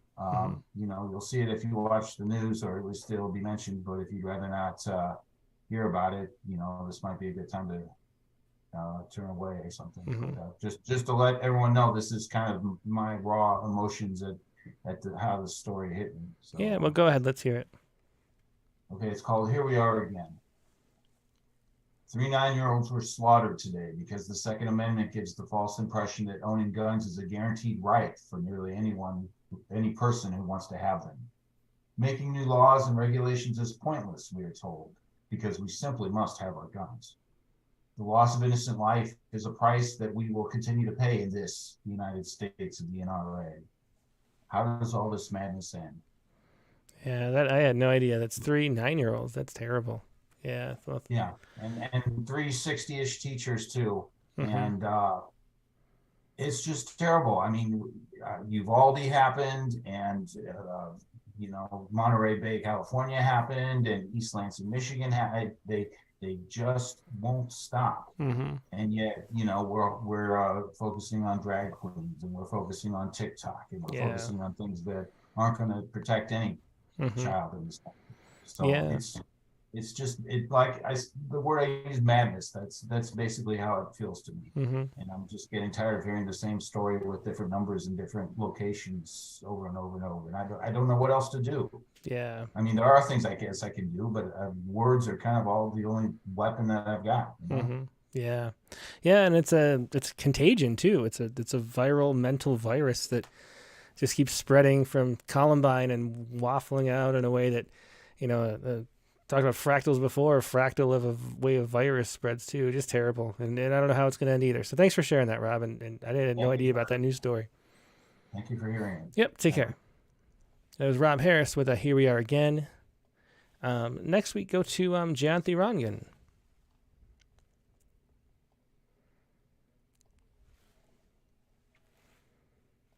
Hey, Janthi, are you there? There you go. Yeah. Hey, great to see you again. Hi, thank you. Good to see you too. So I've written this one. It's called A Conjoined Twin, Separated at Birth. Kolkata. One second. Okay, yeah, no problem. Kolkata, your brother was cradled with a Muslim family amidst custody battles and identity crisis. The third-party referee at dividing lines drove him to a checkered future. But you, my dear protester, wallpapered the nursery. Oh God. Okay, one second. Wallpapered the nursery in the sickle logo of Labour Party. While India believed in democracy, you chose communism, equality for rich, poor men, women. Your slogan of what Kolkata thinks today is what India thinks tomorrow became a catchphrase, a chip on your shoulder always. You became the learned one. While your sibling faced revolution, less endowment and less oxygen, you were the revered one then, the favored bong now. Funny, the Ganges River didn't muddy the banks equally. Your twin inherited cyclones and poverty, and you, my dear, imported their illish fish. Oh, very interesting. It's always one of the things I love about Poetry Respond is hearing about news in other countries because we're very American centric here in this one, and so it's really interesting to hear that a conjoined twin separated at birth. Thanks for sharing that, Janthi. Thank you so much. Yep. Take care. You too. That was Janthi Rangan with a conjoined twin separated at birth. Let's go next to Bishwajit Mishra. Hi, Tim. Hey, how you doing tonight? Good evening. I got a long poem. I took it too seriously with Persona poem. Well, that's okay. It's under the 2-page limit. It's 2 page, but it's really packed 2 page. If you want me to read a short poem, I don't mind. I think we could do it. Let's go ahead. Okay. I'm turning you down though. Your mic's a little hot. We got you though. My mic is high? No, I'm good. You're good. It was pretty loud for a second, but I turned it down. So what is this poem that you've got to share with us?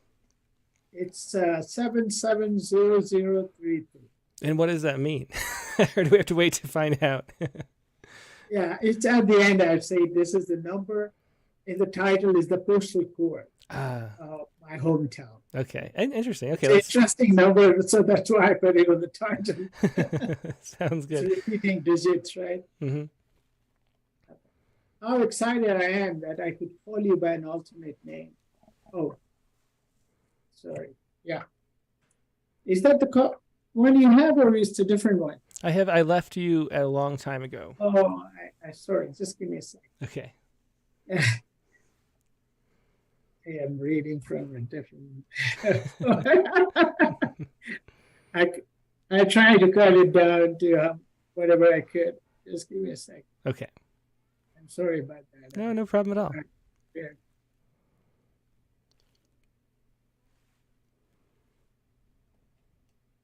Okay, 770033. I left you a long time ago. I don't think that's right. It may seem that way, though. I remember the ochre dust of the gravel road I used to bike onto school. I can feel that in my nostrils and on my face when a windstorm hit from the front, riding the incline in summer, hot days, monsoon months, potholes that would get deeper by the time monsoon was done every year. I can't harp on that much. My dad would not like that whining. He was in the town's council. But what would you care? You had 100% over it. Smart as a banker, not taking chances. You managed to rope me in and tied me with another one of your own progeny, my wife, right in time before it was too late, securing a full collateral. That reminds me, actually I have more. My sister, who you connived with and kept her, not to leave any stone unturned, lured her husband too, and as just an overriding surety, have been living on that familiar piece of land right in front of my old school, by the same road which got tarmac when I must have in grade 9, but not before enough passing vehicles had splashed the slush from the sides on us with our slanted umbrellas, as maneuvering them as shields against the slashing pin-pricking rains. I don't know how we did that, riding a bike. That made my dad mad. Like my choosing the umbrella over the raincoat, which I had, but withered because it was uncool, as most of my friends, probably all, never used a raincoat. Then tussling with the wind and occasional gust, flipping the umbrella inside out, like twist and sudden downhill section of the road, past our school, past Sharma Hotel. It was actually a shack of a restaurant, a kind of decrepit tea stall, but everyone called it a hotel. And also by the municipality office where we would assemble on Independence Days under the flag that on some years my dad would hoist and would give a speech, which would, for some unknown reasons, made me feel embarrassed. Maybe it made me feel out of the herd, like using their raincoat. But we got seats at the end of the ceremony, which we all liked, and then my connection through my dad might have earned me favors with my friends, lest an extra package would come our way, though I don't remember if it did. The same road headed to Raibaga, which seemed too far then, just about 10, 12 kilometers when I come to think of it now. I had to work longer than that, and I walked that distance in summer almost every day. But we rode half the distance on our bikes for picnic by Ludke River in winter, for which we acted like adults, shopping our own supplies. My kids won't probably figure out the joy and the pride it gave us then. So just to make things clear, we were not like pets let out unleashed occasionally. We had our own freedom, a little different. I wonder if that river, which was more like a brook, is still flowing. My sister would know that. And my brother-in-law, who was my friend then, still is, knows how we went about stealing unripe mangoes and ripe guavas from private orchards and got chased out, one of which got reported to my dad, and I must have been lucky not getting the 3rd degree. Actually, to be fair to him, the worst he ever did was yell, but by God, that was scary enough for the time being. Now that we are ensnarled in intertwined tethers, I'm a sport as well. I don't mind the travels, coming out of you, breathing your air, drinking your water. Wish had too much of lime that my poor mother had to boil every day, making her ditch the pots once in a while because the bottom of the pot got thick-assed with calcium carbonate. I still had no complaint. I loved that water, maybe because I hadn't tasted others. Eating your food, you see, I'm imbued with your trickery too. Have you trapped in my confabulations, making me yearn for my ties? The leash works both ways. We both succeed in beguiling each other to keep the relationship on. My dear Brimitrapur, I'll always love you and keep my ties. Be they seem distant in the physical realm. Just in case you missed the point, see, I could call you by a government-issued ID. And the note, the number and the title is the postal code called Pin of my hometown, Brimitrapur in Odisha state. And my wife was born on the same town, though the family moved when she was little. Thanks so much for sharing that, Patricia. It was a long poem, but it was engaging all the way through. I really enjoyed it. I was hanging on every word. It was very long. I was really... No, it was great. It was great. Thanks for sharing it and taking us all there on that journey with you. Yeah, thanks so much. Yeah, that was Bishwajit Mishra with 770033. Next, let's go to Jerry Stevenson. Oh, you're on mute, Jerry. Okay, I'm unmuted now. There you are. You're looking good. He's sounding good. How you doing tonight, Jerry? You know what? I'm about 2 notches above high average. Right now. Ah, that's great. Great show. Yeah, I've enjoyed it. And guess what came today in the mail? Oh, wow. It took that long. Wow. Well, I'm glad it made it. Now, we're in Canada here. The dog team was slow. Yeah. But what happened was, it's springtime. Uh-huh. I fell a little bit in love today. Oh, wow. That's great. I did. There was a poem in there. I don't know how these people do it. So this is a response poem to Anne Casey. Oh, that's great. Yeah, you emailed me this. I didn't have a chance to reply. I was going to tell you, though, that Anne's going to be the guest. I was almost stranded on a ferry. I dodged that bullet. Thank heavens. Well, Anne's going to be the guest on May 22nd, I believe. So she'll have a chance to share that poem, too. But I can't wait. But this one, I'm excited about this. It's in response to her poem from your Irish tribute. Wonderful. I've been picking at them all day, but this one got me. Okay. Just grabbed me and shook me. It's called Requires Thievery. I'll continue. Bless, curse my ghost to the haunts, alleys, strays of old Dublin or County Clare.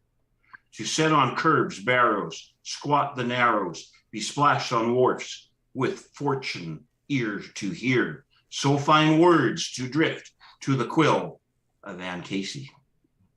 The down under banshee whaler of all Irish.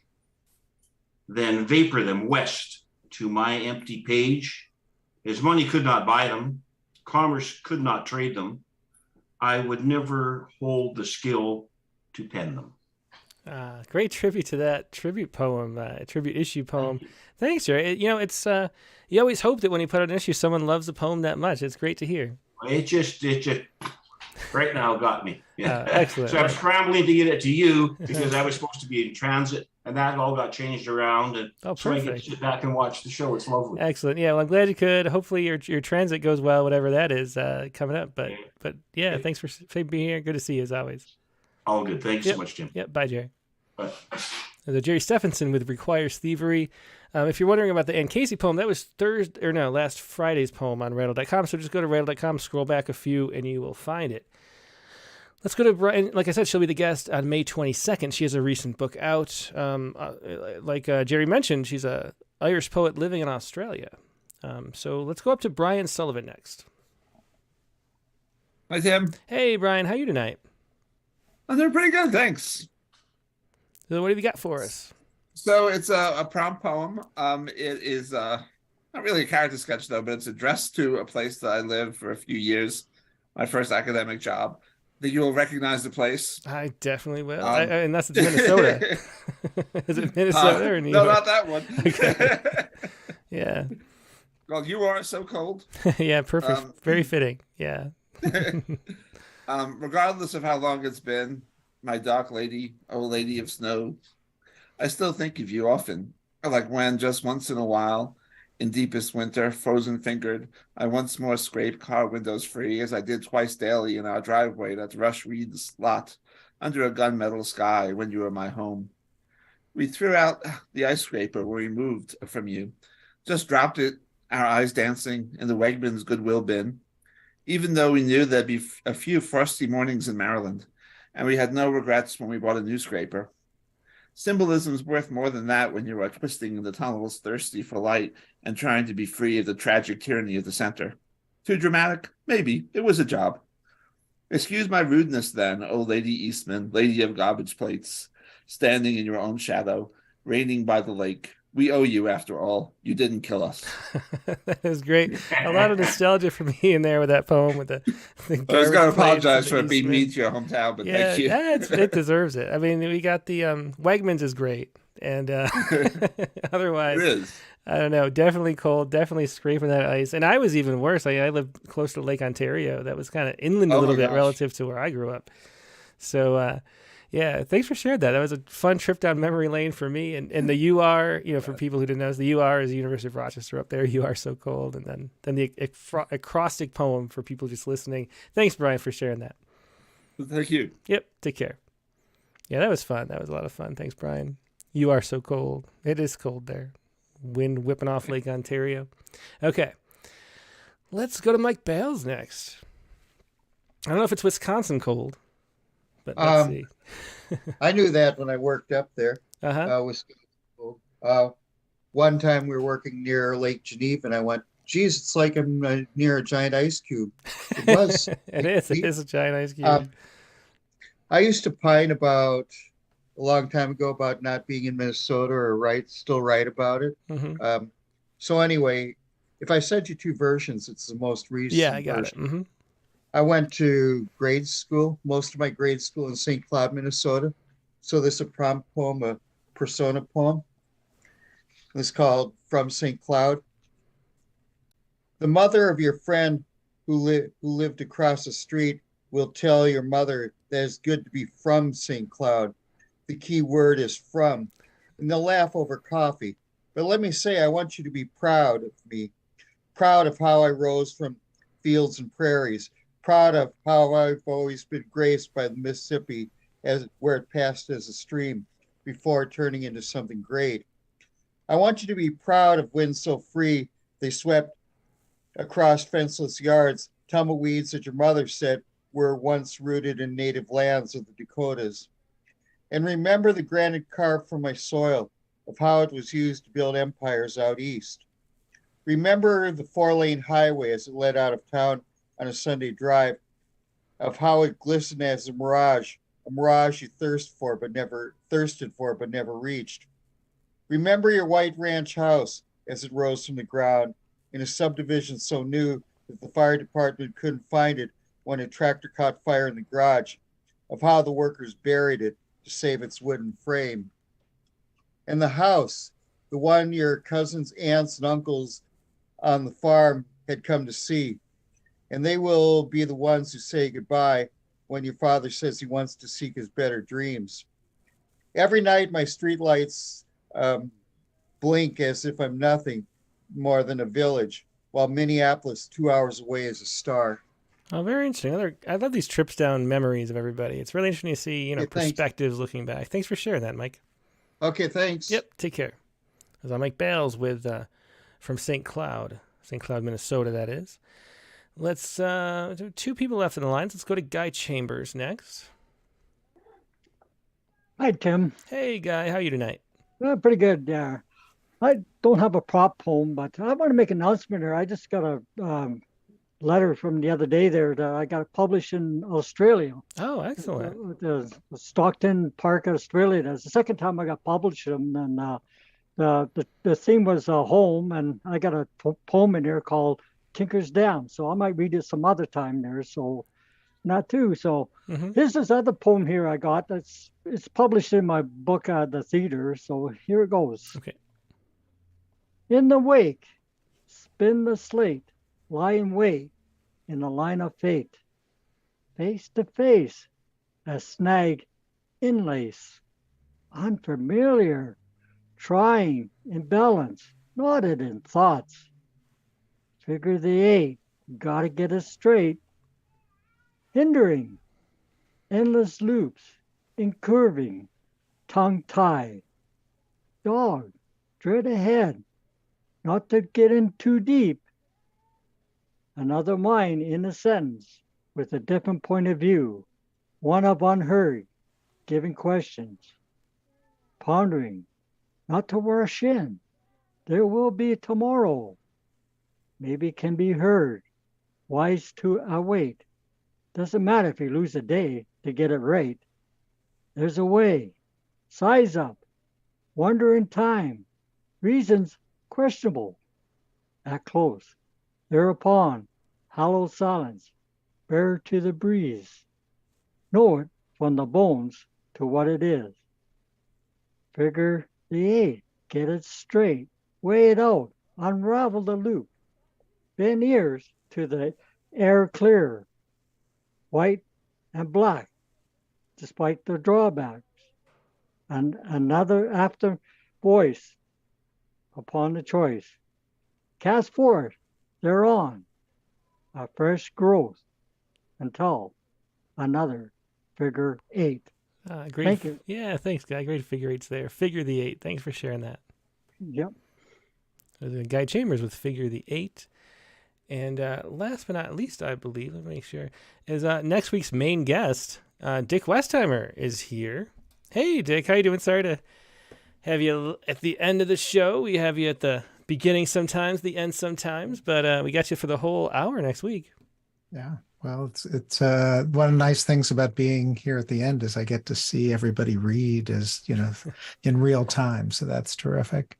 I hadn't thought of it before this, but I have a strong connection to Rochester in the 70s. Oh, really? Yeah, before I was born, but yeah. When Kodak and Xerox, when the town was a company town and thriving, and had a girlfriend who lived there, and we went to Letchworth State Park in the wintertime. I was thinking of Letchworth in the wintertime when the waterfalls are frozen, and it's just beautiful up there. It really is. It's a beautiful place. I'd move back in a second if it was that easy. Yeah, it actually is a really great place, despite the frigidity of of Brian's poem. Yeah, it's a little, well, which also matches it. The other thing I wanted to share is Jimmy Pappas has this series at 7:00 on Mondays, and Rena Espelot was the feature this time, reading her translated poems. Oh, that's great. Yeah, and she's just transcendent as a translator. I didn't realize that. Maybe that's a great thing. Maybe I should steal Jimmy's idea and have her on as a guest just for translation, because she was on Rattlecast, I don't know, like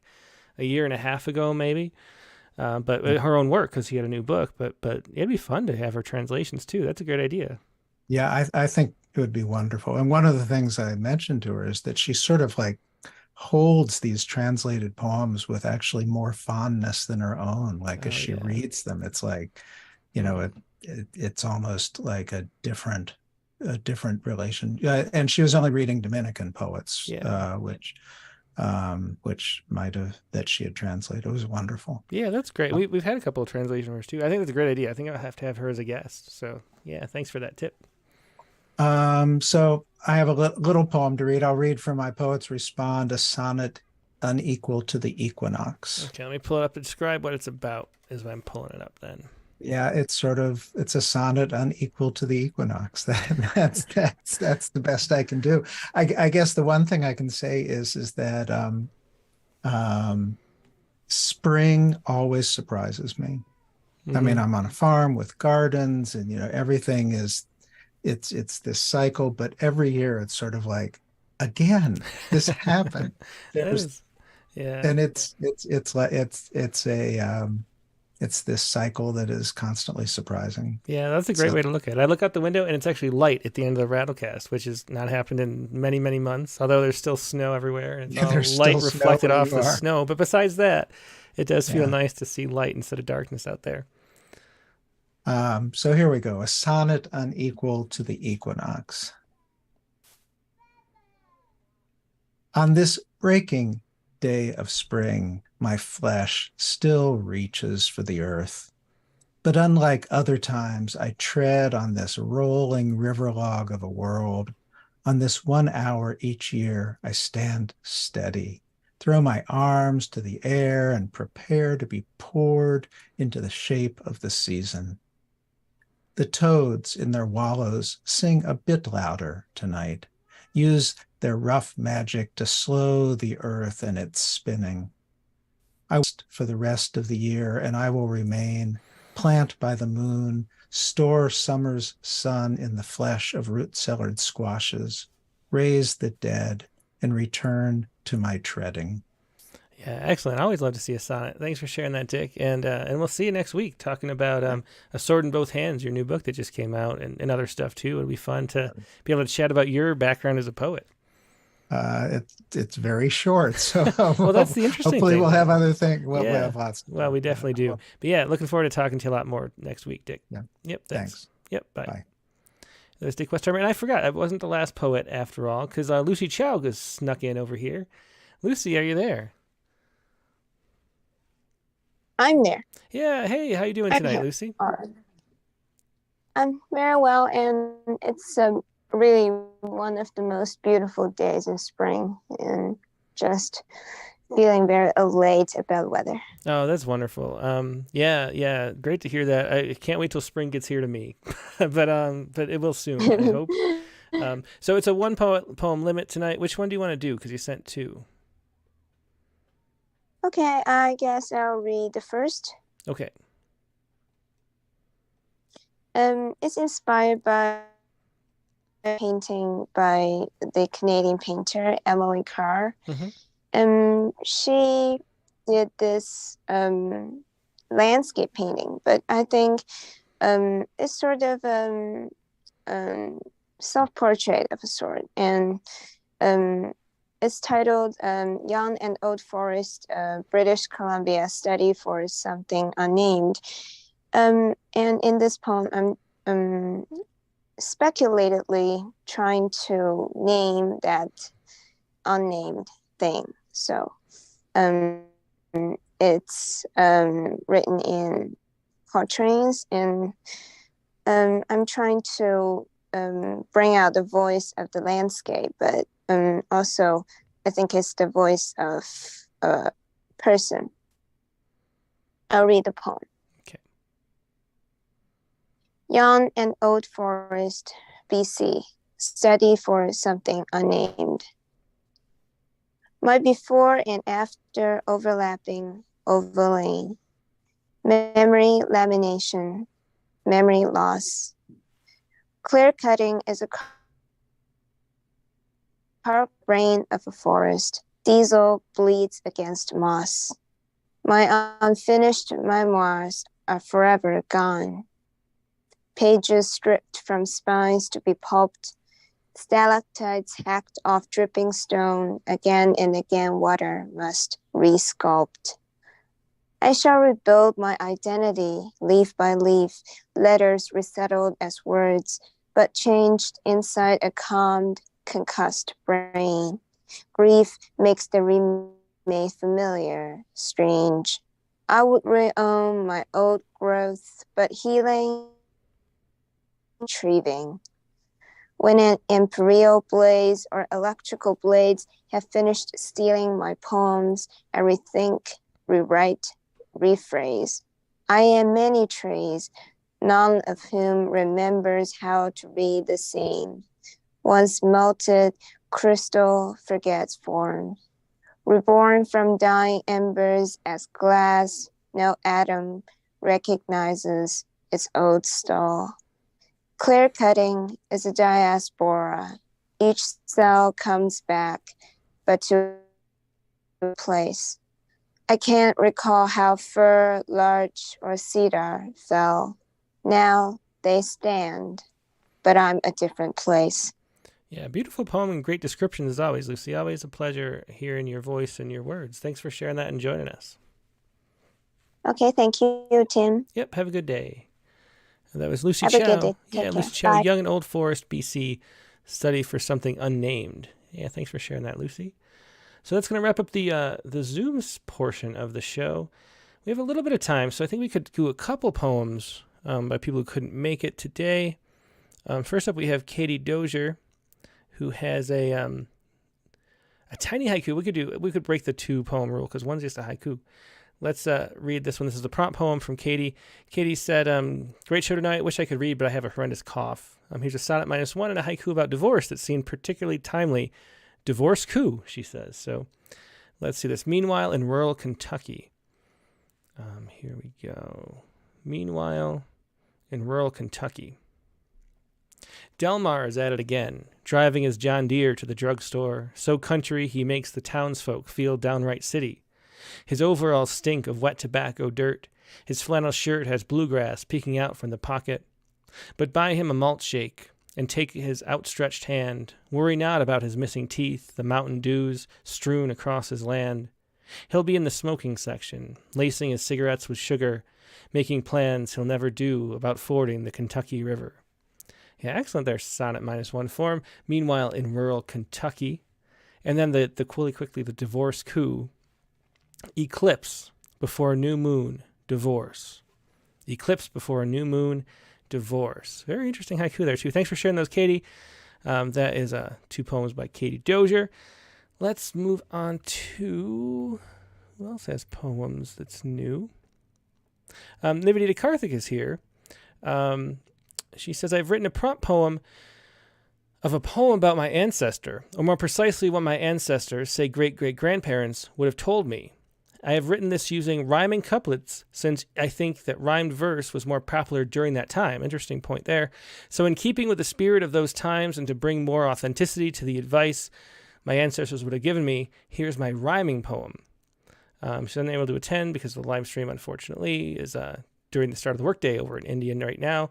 But here's past versus present with Nivedita's poem this week. Past versus present. Those days spent wishing we were grown up, just so we could wear heels and dabble in makeup. Now we wish we were young again, just so we could feel the joy of knowing no pain. Those days spent wishing the rain would go away, just so we could spend more time at play. Now we wish it would rain all day, just so we could feel less guilt about being cooped indoors all May. Those days spent wishing we could come home after a long trip, just so we could boast that we had been on a cruise ship. Now we wish we could go on holiday, just so we could be far, far away. So never live in or try to relive your past, for that way you'll tire of life so very fast. Just focus on the here and now, the present, and you'll see that everything is just that tiny bit more pleasant. Excellent. Love those rhymes. I love the repeat of the rain part. That was excellent. Past versus present by Nivedita Karthik. Thanks for sharing that, Nivi, as always.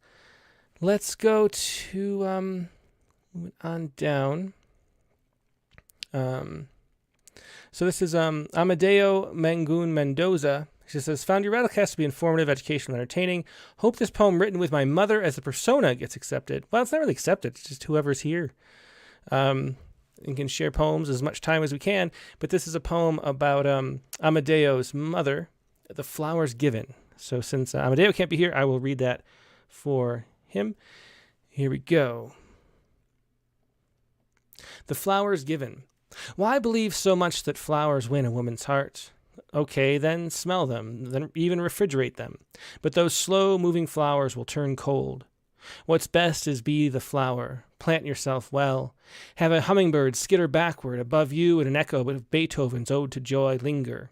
Rub your soles on the mat well before entering, maybe still muddied from the onslaught of rain.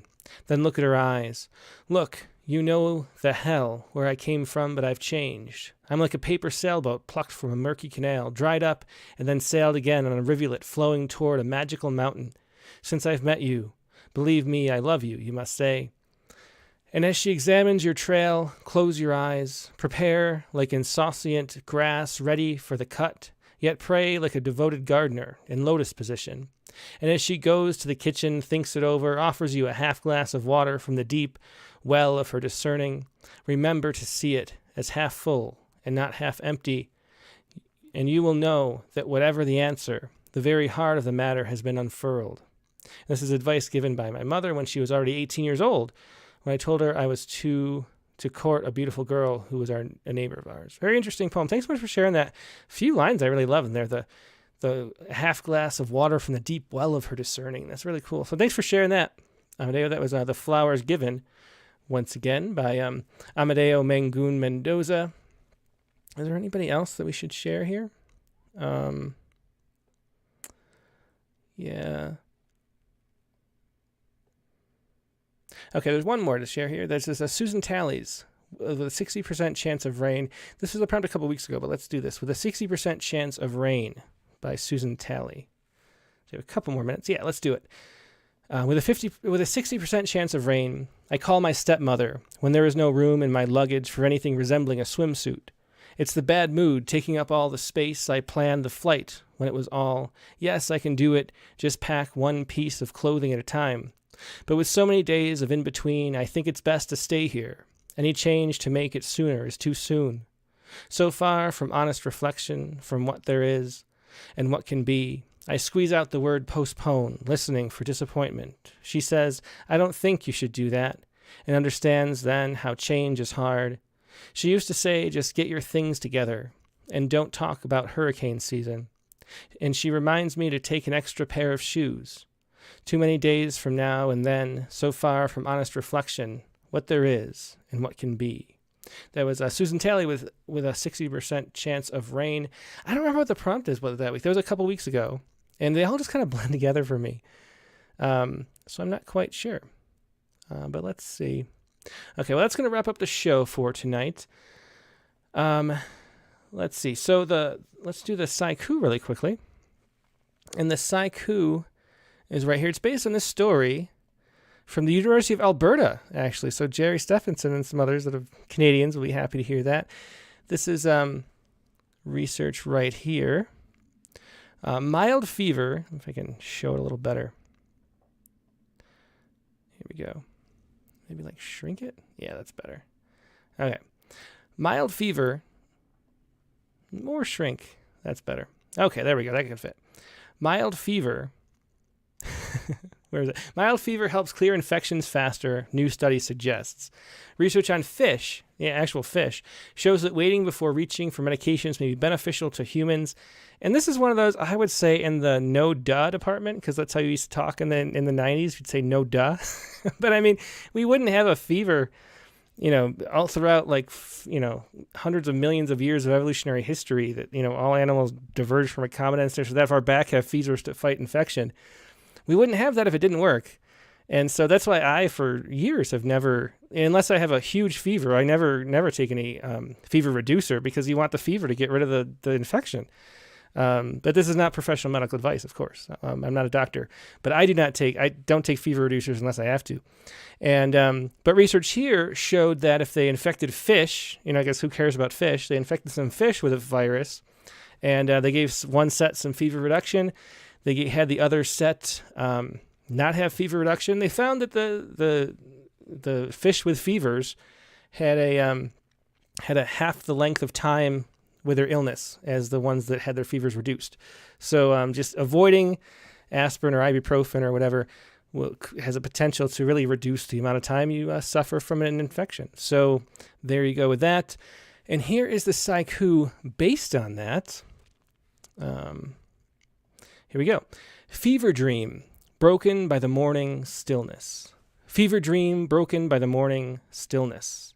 That is your Sciku for this week, and that is the show for this week. As we've talked about many times, next week's guest of the Rattlecast is going to be Dick Westheimer, but the prompt is going to be inspired by John Evans, like we like to do. And the prompt is this. So John Evans, of course, the Fight Journal, has a journalistic poem in the middle. So I thought, what could we do with that? Write a series of small poems as journal entries this week. Each day, write about a small detail that you'd want your future self to remember. That's the key. So think throughout your day of what would you want to remember about this day? Write a very small poem about it. Then you'll have 7 small poems. They can be haiku. They can be any other kind of short poem. I mean, they can be as long as you want, but don't be too hard on yourself. You can make them kind of short. But that's going to be the prompt for the week. Write a little poem every week about something that happened that day that you would want to remember in the future. And so maybe it'd be a nice practice to notice things to appreciate in our days too. So I thought that'd be fun. That's going to be the prompt for next week. And next week's guest, like I mentioned, is going to be Dick Westheimer. And everybody on here knows who Dick Westheimer is. He has a new book out, A Sword in Both Hands. He's been a finalist for the Rattle Poetry Prize, been in a few times in Poets Respond. I think 2 issues of Rattle 2 at this point. And you always know him on the open lines. As he mentioned earlier on the show, he's a recently, only started doing poetry relatively recently, several years ago. So we'll talk about that, what he used to do before, and learn a lot more about Dick in the process. So that's Dick Westheimer, Rattlecast number 188. Next Monday, April 3rd. Did I write the wrong date? Is it April 2nd? No, it is April 3rd. Okay, April 3rd, 8 p.m. Eastern, 5 p.m. Pacific. Hope to see you then. Hope you have a great week in the meantime, and I will talk to you later. Good night.